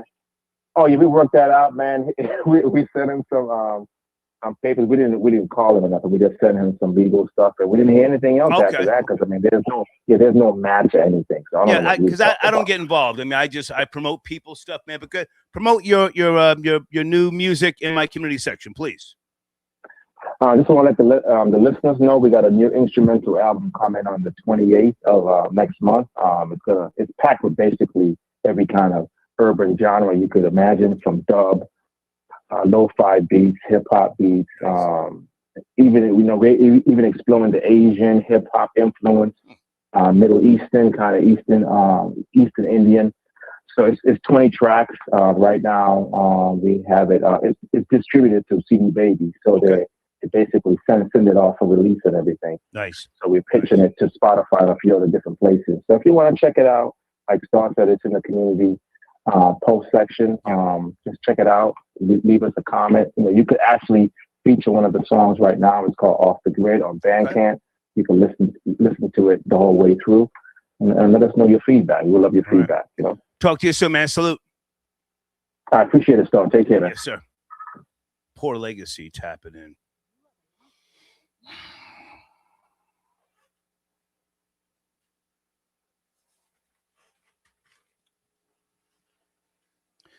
Guys, are we done with the Officer Tatum, Nancy Grace interview? I mean, I think that was pretty much the gist of it. Everything that, we watched. Hey, Dawn, I got your cash up. Thank you so much. She says coins for the machine. Thank you, Dawn.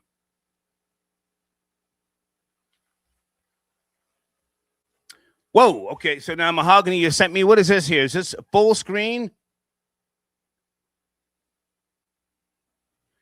Yeah.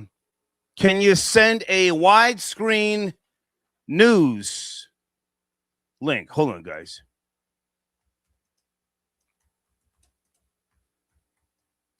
Widescreen works the best.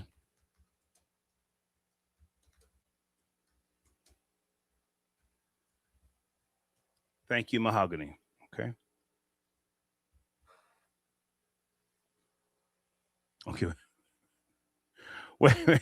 What do we got here now? Okay, guys, I need a widescreen. Andre, widescreen YouTube video, please. And just send me the source, not someone else's, opinion.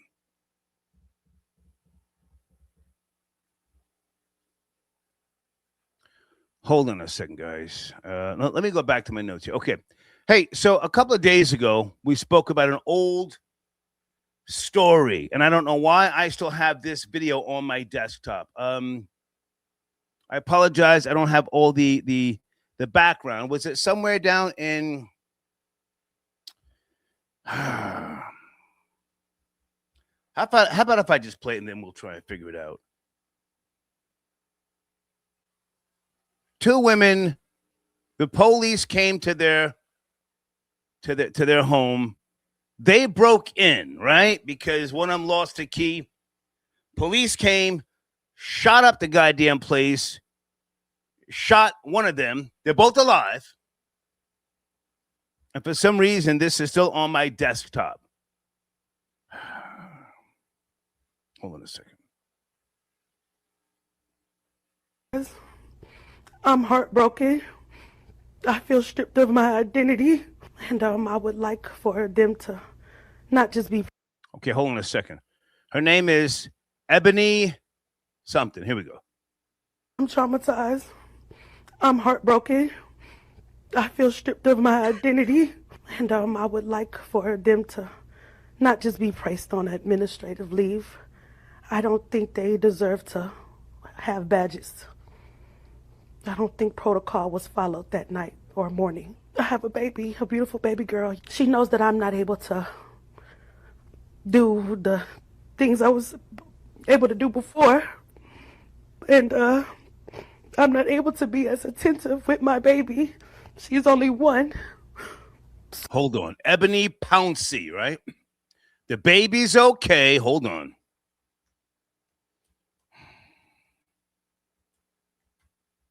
House got shot up. Okay, federal lawsuit. Harris County deputies. Sheriff deputies fired through walls and fired through walls and windows, striking Ebony 5 times. Where the hell is Harris County? Okay, Houston. This is a video that we didn't play. Hold on. So, that's probably the hardest part.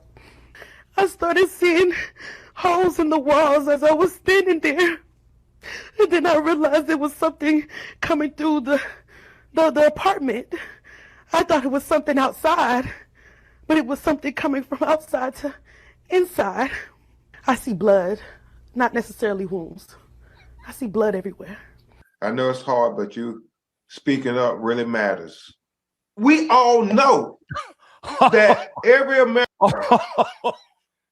I didn't know Ben Crump was on the job. Wait a minute. This is 2 years ago. 2 years ago. American citizen right now is keenly aware of their Second Amendment rights and their rights to bear arms, to have a gun, to protect their home, to protect themselves. Ebony was a law-abiding American citizen. Black people have a right to the Second Amendment as well. Why is it a presumption that we, don't have a right to the Second Amendment?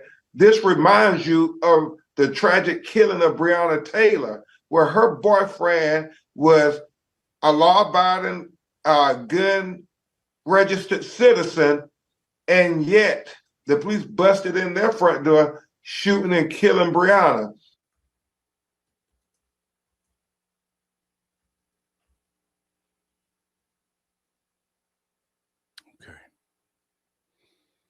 Well, okay, that was an update. Pardon me, guys. Hold on a second. Both officers, what? Both officers have been placed on administrative leave. Okay, I was kind of showing that. Okay. I'm not trying to make fun of this situation. I just wanted to revisit that.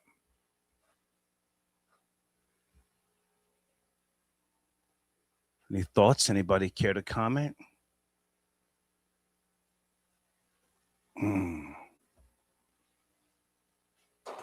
That's my goddamn paper.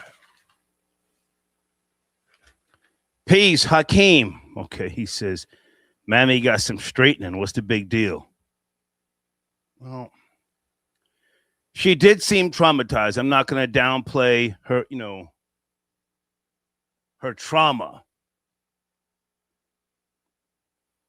Okay. All right. Thank you for your patience. Darius, I got your email. Darius, we still use PayPal. Yes. starboyradio@gmail.com. That's the PayPal. Okay. All right. Now we've passed the 2-hour mark. Blade, you sent me a couple of emails. I don't know if I want to play that type of graphic stuff too early. Let me just play one more video here with regards to news, and then we will possibly play some of the stuff that Blade sent, because it's all shootings. It's just shootings on top of shootings. Hold on a second. Body cam teen deputy shoot woman mistaken. My God. Robot ban after powerful left fight. Hold on.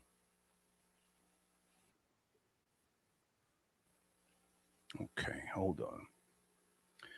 Whew, I think I need another beer. Feeling nice. Now, this came out a little over a month ago, but this is pretty interesting here because it deals with robot bans, in case you have not considered this. Here we go. Airlines have a lot of policies to determine what can and cannot be brought on board their planes. But until a North Texas man recently took a trip, they didn't have anything addressing robots. Now they do. Fox 4's Davidson Tendry explains. Stewie, the robot, is not checking a bag. Hi, Stewie! Traveling light from Dallas Love Field Airport to Las Vegas on May 7th. Stewie's flying. Stewie's first flight, however, may have been his last. Well, I don't know what to do with that. At least for now, as Southwest Airlines implemented a robot ban the next day. You know, when you see Stewie flying on an airplane, it's hard to hate that robot. Aaron Medizada owns the Robot Studio in Dallas. Well, this is our other one, Benji 1.0. Renting and upgrading humanoid robots capable of moving, speaking, Walk remote activated, and even playing basic sports. We want to do ping pong and tennis as well, but that's a little bit more complicated. The company purchased Stewie its own plane ticket to Vegas. Thank you for your comment. Yeah, Ben Crump was born in 1969. Dark-skinned niggas born in the 60s. Keep your eye on them. Vegas for an event. An employee traveled and recorded with him. The flight smooth. We got a custom battery for Stewie that was fully FAA compliant. But after video highlighting Stewie's adventure went viral on social media, Southwest Airlines quickly updated policy, not allowing human-like or animal-like robots to be transported in the cabin or as checked baggage, regardless of size or purpose. The battery that we used was not a safety hazard. And a lot of people online were like, how can you bring a lithium battery? You're endangering people. Like, this battery was totally under the FAA limit. Madizada expects radical changes in the coming months and years related to artificial intelligence and robots. I'll be back. We've seen The Terminator and the sequel and movies where robots do bad things. Do you understand that some people might have, I guess, fear moving forward with the push for AI? I understand why people have the fear, but if you are aligned towards the future and position yourself to be always learning every new AI feature that comes out and being ahead of the curve, this could be one of the greatest things that's ever happened in human history. The Robot Studio's chief technology officer compares the current industry stage to automobiles in the 1920s. So from my perspective, this is like a very early industry. It's unclear what future pros and cons of robots will look like. It's still predominantly entertainment. Do you want to wave to the camera? And while Madizada says his robots are harmless, cool. Have a great flight. For now, Southwest Airlines says not even a ticket will allow them to take off. I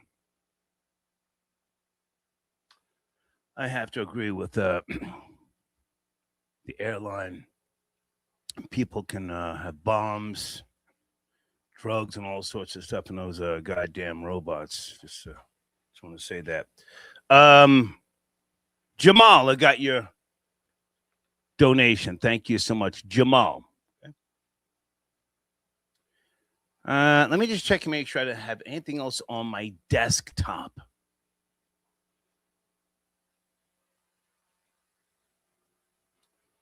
Okay, you know what? We already played Officer Tatum, so I don't have to repeat that again. With regards to, maybe I will with regards to the cocaine, because I want to make it clear. It's not me saying it. Officer Tatum has brought in the whole possible cocaine angle. Area code 909. Good afternoon. Please watch the language. Star, this is Lucani. Hey, man. Good to hear from you. Hey, man. I just wanted to chime in real quick about the migrant situation in Spain. Please. All right. I'm going to start by telling you that I heard you saying that maybe the government of Spain knew this was going to happen. Maybe they did, maybe they didn't. But I think the reality of it is this happens almost all the time. I'm not saying that it happens all the time as far as 40,000 people, but Star, I have members of my family that did this in the 80s. Yeah.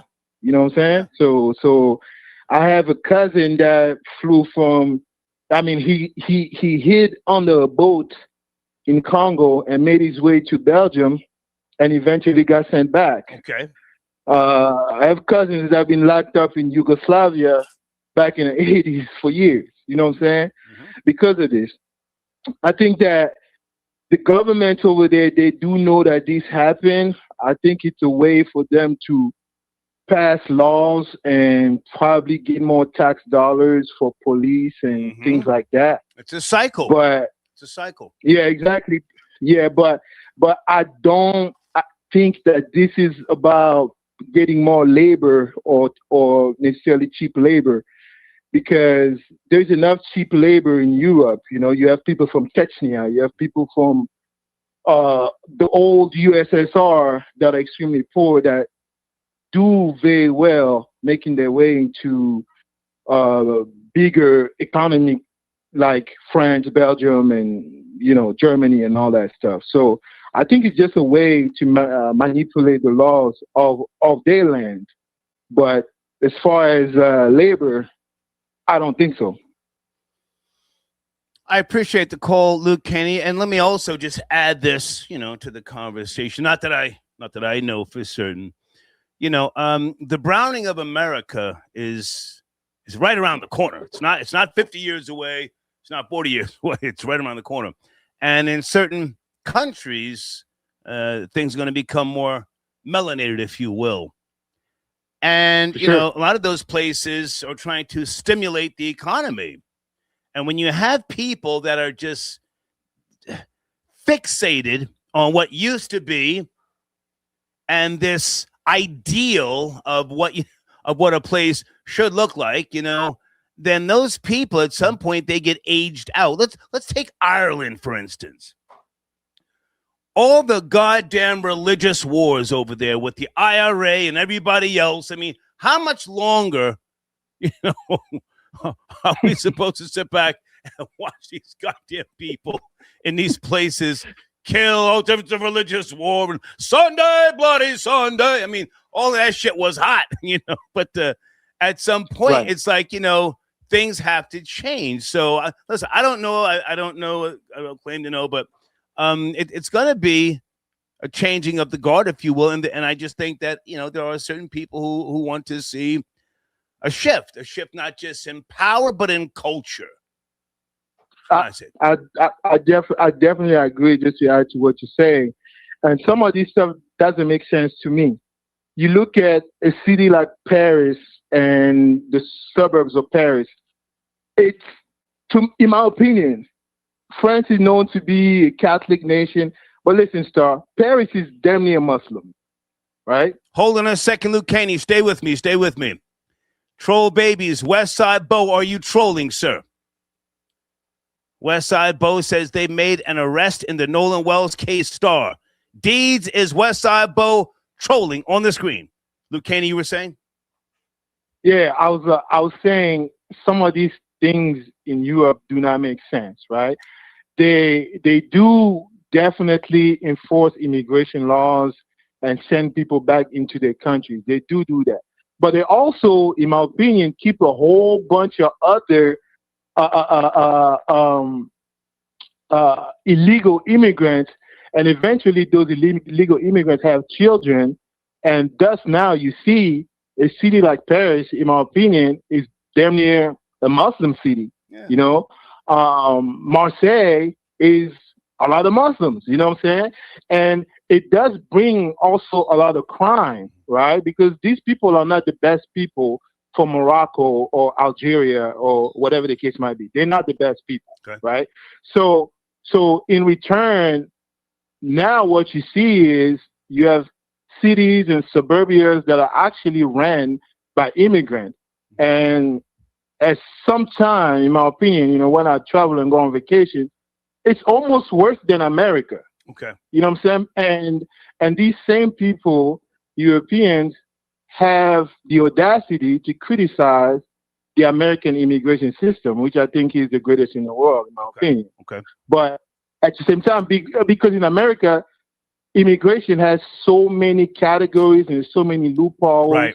There's even there is even the green card lottery, where the government of the United States prioritize certain regions and certain countries of the world depending on who's in power, right? If you remember, George Bush, they prioritized Somalia, Ethiopia, Eritrea, and you got the mass exodus from those countries to the USA. And that created what we have now in Minnesota, right? You have large communities of these countries in San Diego, LA, in Minnesota, in New York even, right? So to me, immigration is something where you cannot have open borders, but you need to find a way to bring immigrants to help your economy. And sometimes it seems deceiving, but that's all I got to say. No, listen, you made a very, very good point. It's like we can't have, people sitting around here for decades and generations, and, the economy goes flat. You people have aged out, and you don't want to accept change. So yeah, at some point you have to let the savages in and hope for the best. But hey, man, I appreciate the call, Luke Caney. Yeah, yes, sir. Last word. Salute to George Bush II or the Junior, whatever. Okay. He prioritized Congo. Now I'm here, Star. All right. Legal American citizen. Yes, sir. Thank you, Luke Caney. Westside Bo, are you talking about the person arrested for making threats at the judge? Yeah, I saw that yesterday. Okay, so is that who you're talking about? He's been arrested?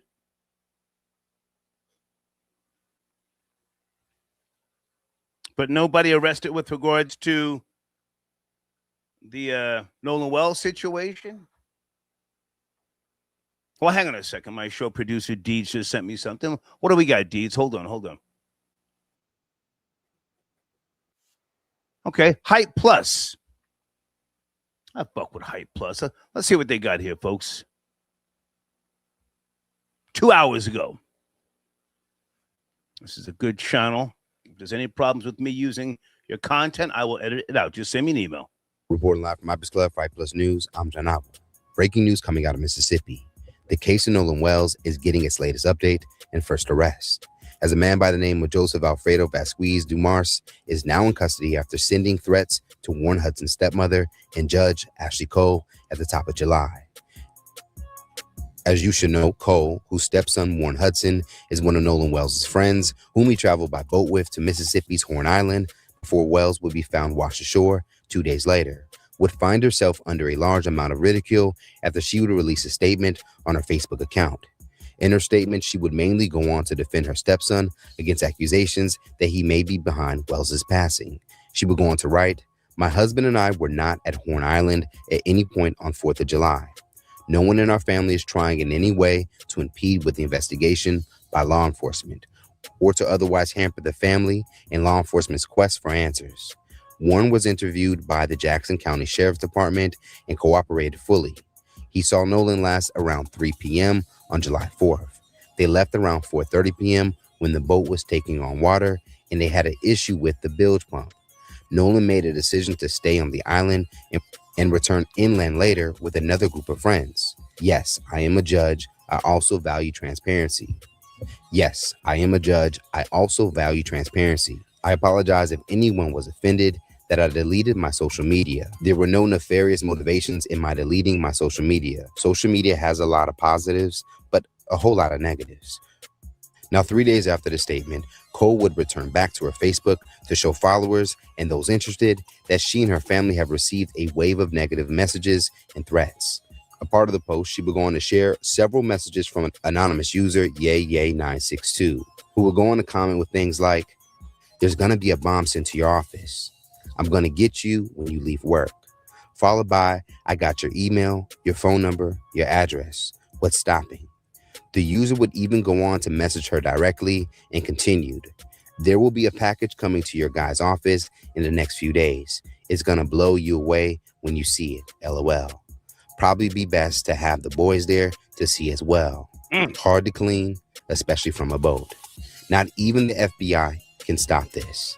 Fast forward to today, it appears that the FBI would stop the user and would end up tracking down Joseph Dumars in Sacramento, California. According to the Sun Herald, agents with the... Okay. Well, I think that's a diversion, to be honest with you. Thank you, Deeds. And thank you, Westside Bo, for the comment. Okay. David D. Cordova from Today's Religious Talk wants to know if I'm coming up to Toronto. Is it Toronto where they have that big Caribbean celebration of culture, all that hedonism, all of that celebration of the flesh? Nah, I won't be up there, David. I appreciate you. You want to call in and talk about that, David? Nah, I mean, years ago, decades ago, my thing was the West Indian Day Parade on Eastern Parkway in Brooklyn. But you get older and it's just like I've kind of grown past seeing women just gyrate their bodies in the heat. I'm out there swigging on a goddamn Red Stripe or a Heineken. Now I want to watch from my home, under AC and relax and watch the Savages get it in, and what have you. But thank you so much. All right, Mahogany sent me, what is this? Is this a widescreen video?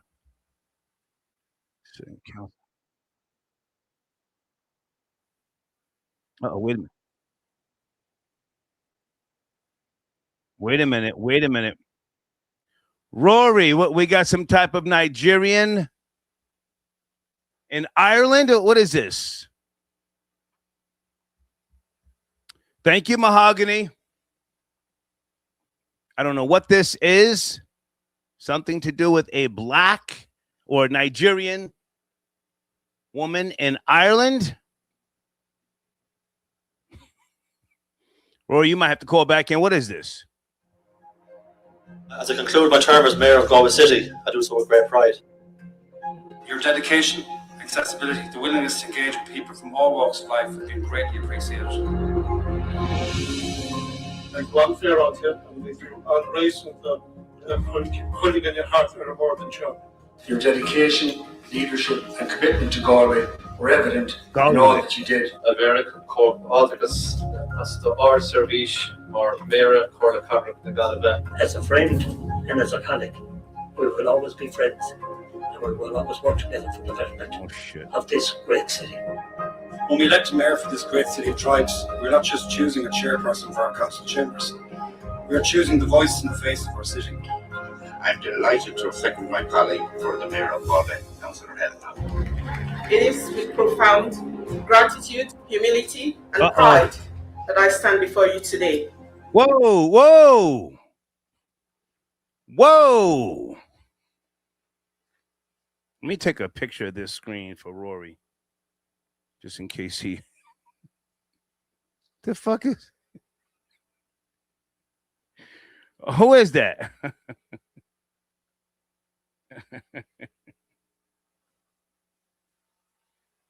Galway, somewhere in Ireland? To accept the honor of serving as Mayor of Galway City. Everything I have achieved has been made possible because of community.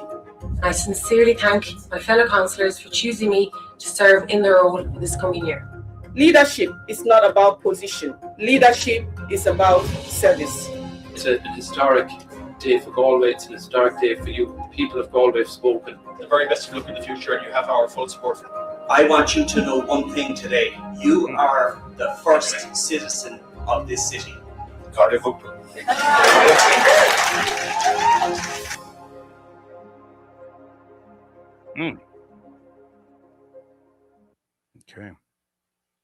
Thank you, Mahogany. I'm not sure what where that is.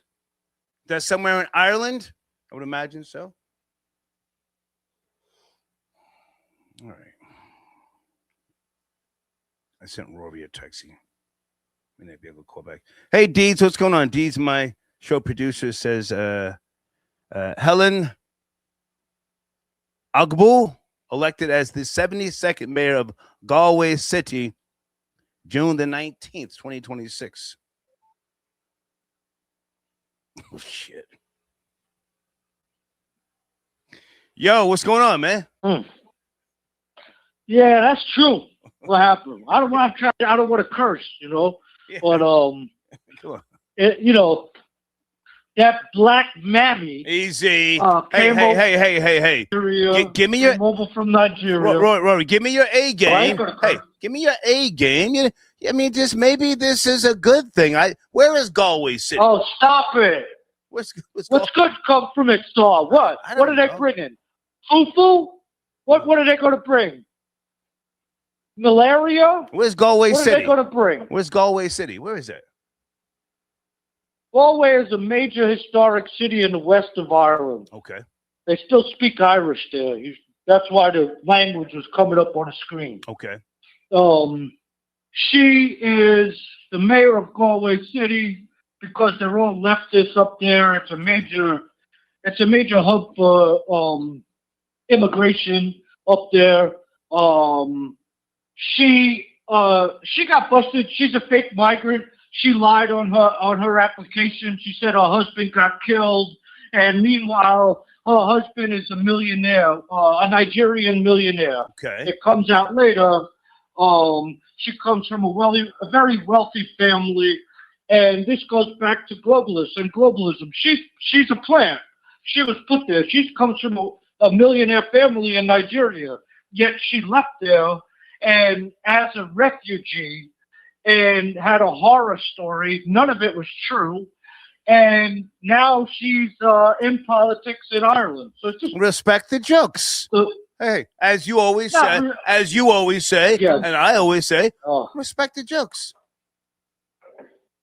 Well, it's more globalism.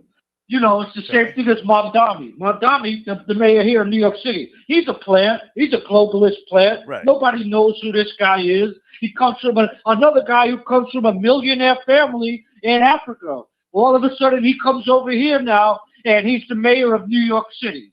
So that's what I'm saying. This is globalism. It's deep, man. Right. You know, I think the Zionists are behind it.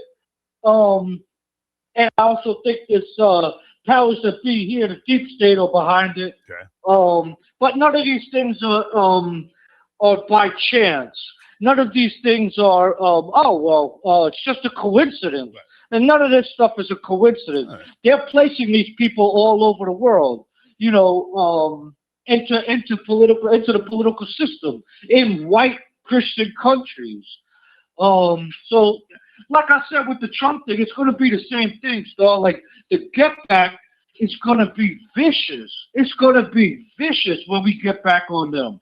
When finally we push back and we're able to, nationalism comes into is popular, which is becoming more and more popular because of people like her and things like this. The white Get Back, the white man European Get Back, and an American Get Back is going to be something vicious, and there's going to be no tears shed. If I can jump in for a second, Rory, hold on. Okay. Now, you know, history has shown us, and the nature of some blacks when they are given an opportunity amongst whites, they go above and beyond on behalf of the whites. They can be the worst thing to happen to other blacks. They will guard and protect the white ideal. Yes?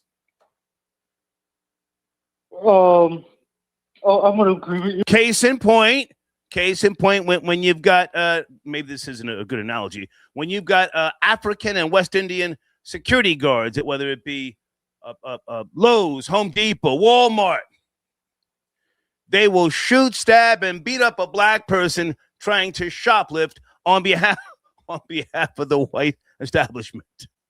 Right or wrong? Oh, hell yeah. Yes, definitely. A lot of Africans want to be white. You could have yourself a good mammy right there to hold it down, and you know, maybe there's not a lot to worry about. Oh God. You know, it wouldn't be so bad if it was like black Americans go to Ireland. At least they make good food and their music is good. You know, with the Africans, there's nothing good coming out of Africa. No, absolutely not. The only good thing that ever came out of Africa was Luke Haney, and he's already here. Easy. Yeah, I mean, I like Luke Haney. Luke Haney's cool. He's a real nigga. Haney's the type of migrant you would want. He's the type of migrant you would want. You know, he's smart. He's a nationalist. I could tell that he's pro-America. He's Team America. Those are the kind. These other people, they're not pro. They're just schemers and scammers. You know, they had a guy was killed. They had a George Floyd movement in Dublin, in Ireland, recently, a couple weeks ago, and a guy from Congo was killed because he was stealing out of a shop.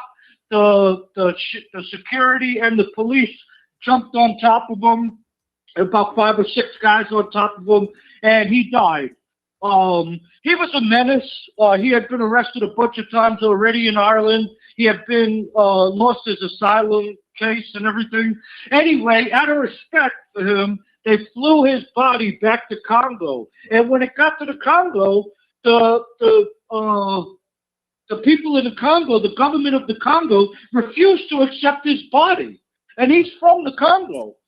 And so they won't even accept their dead people. Never mind trying to return migrants to them.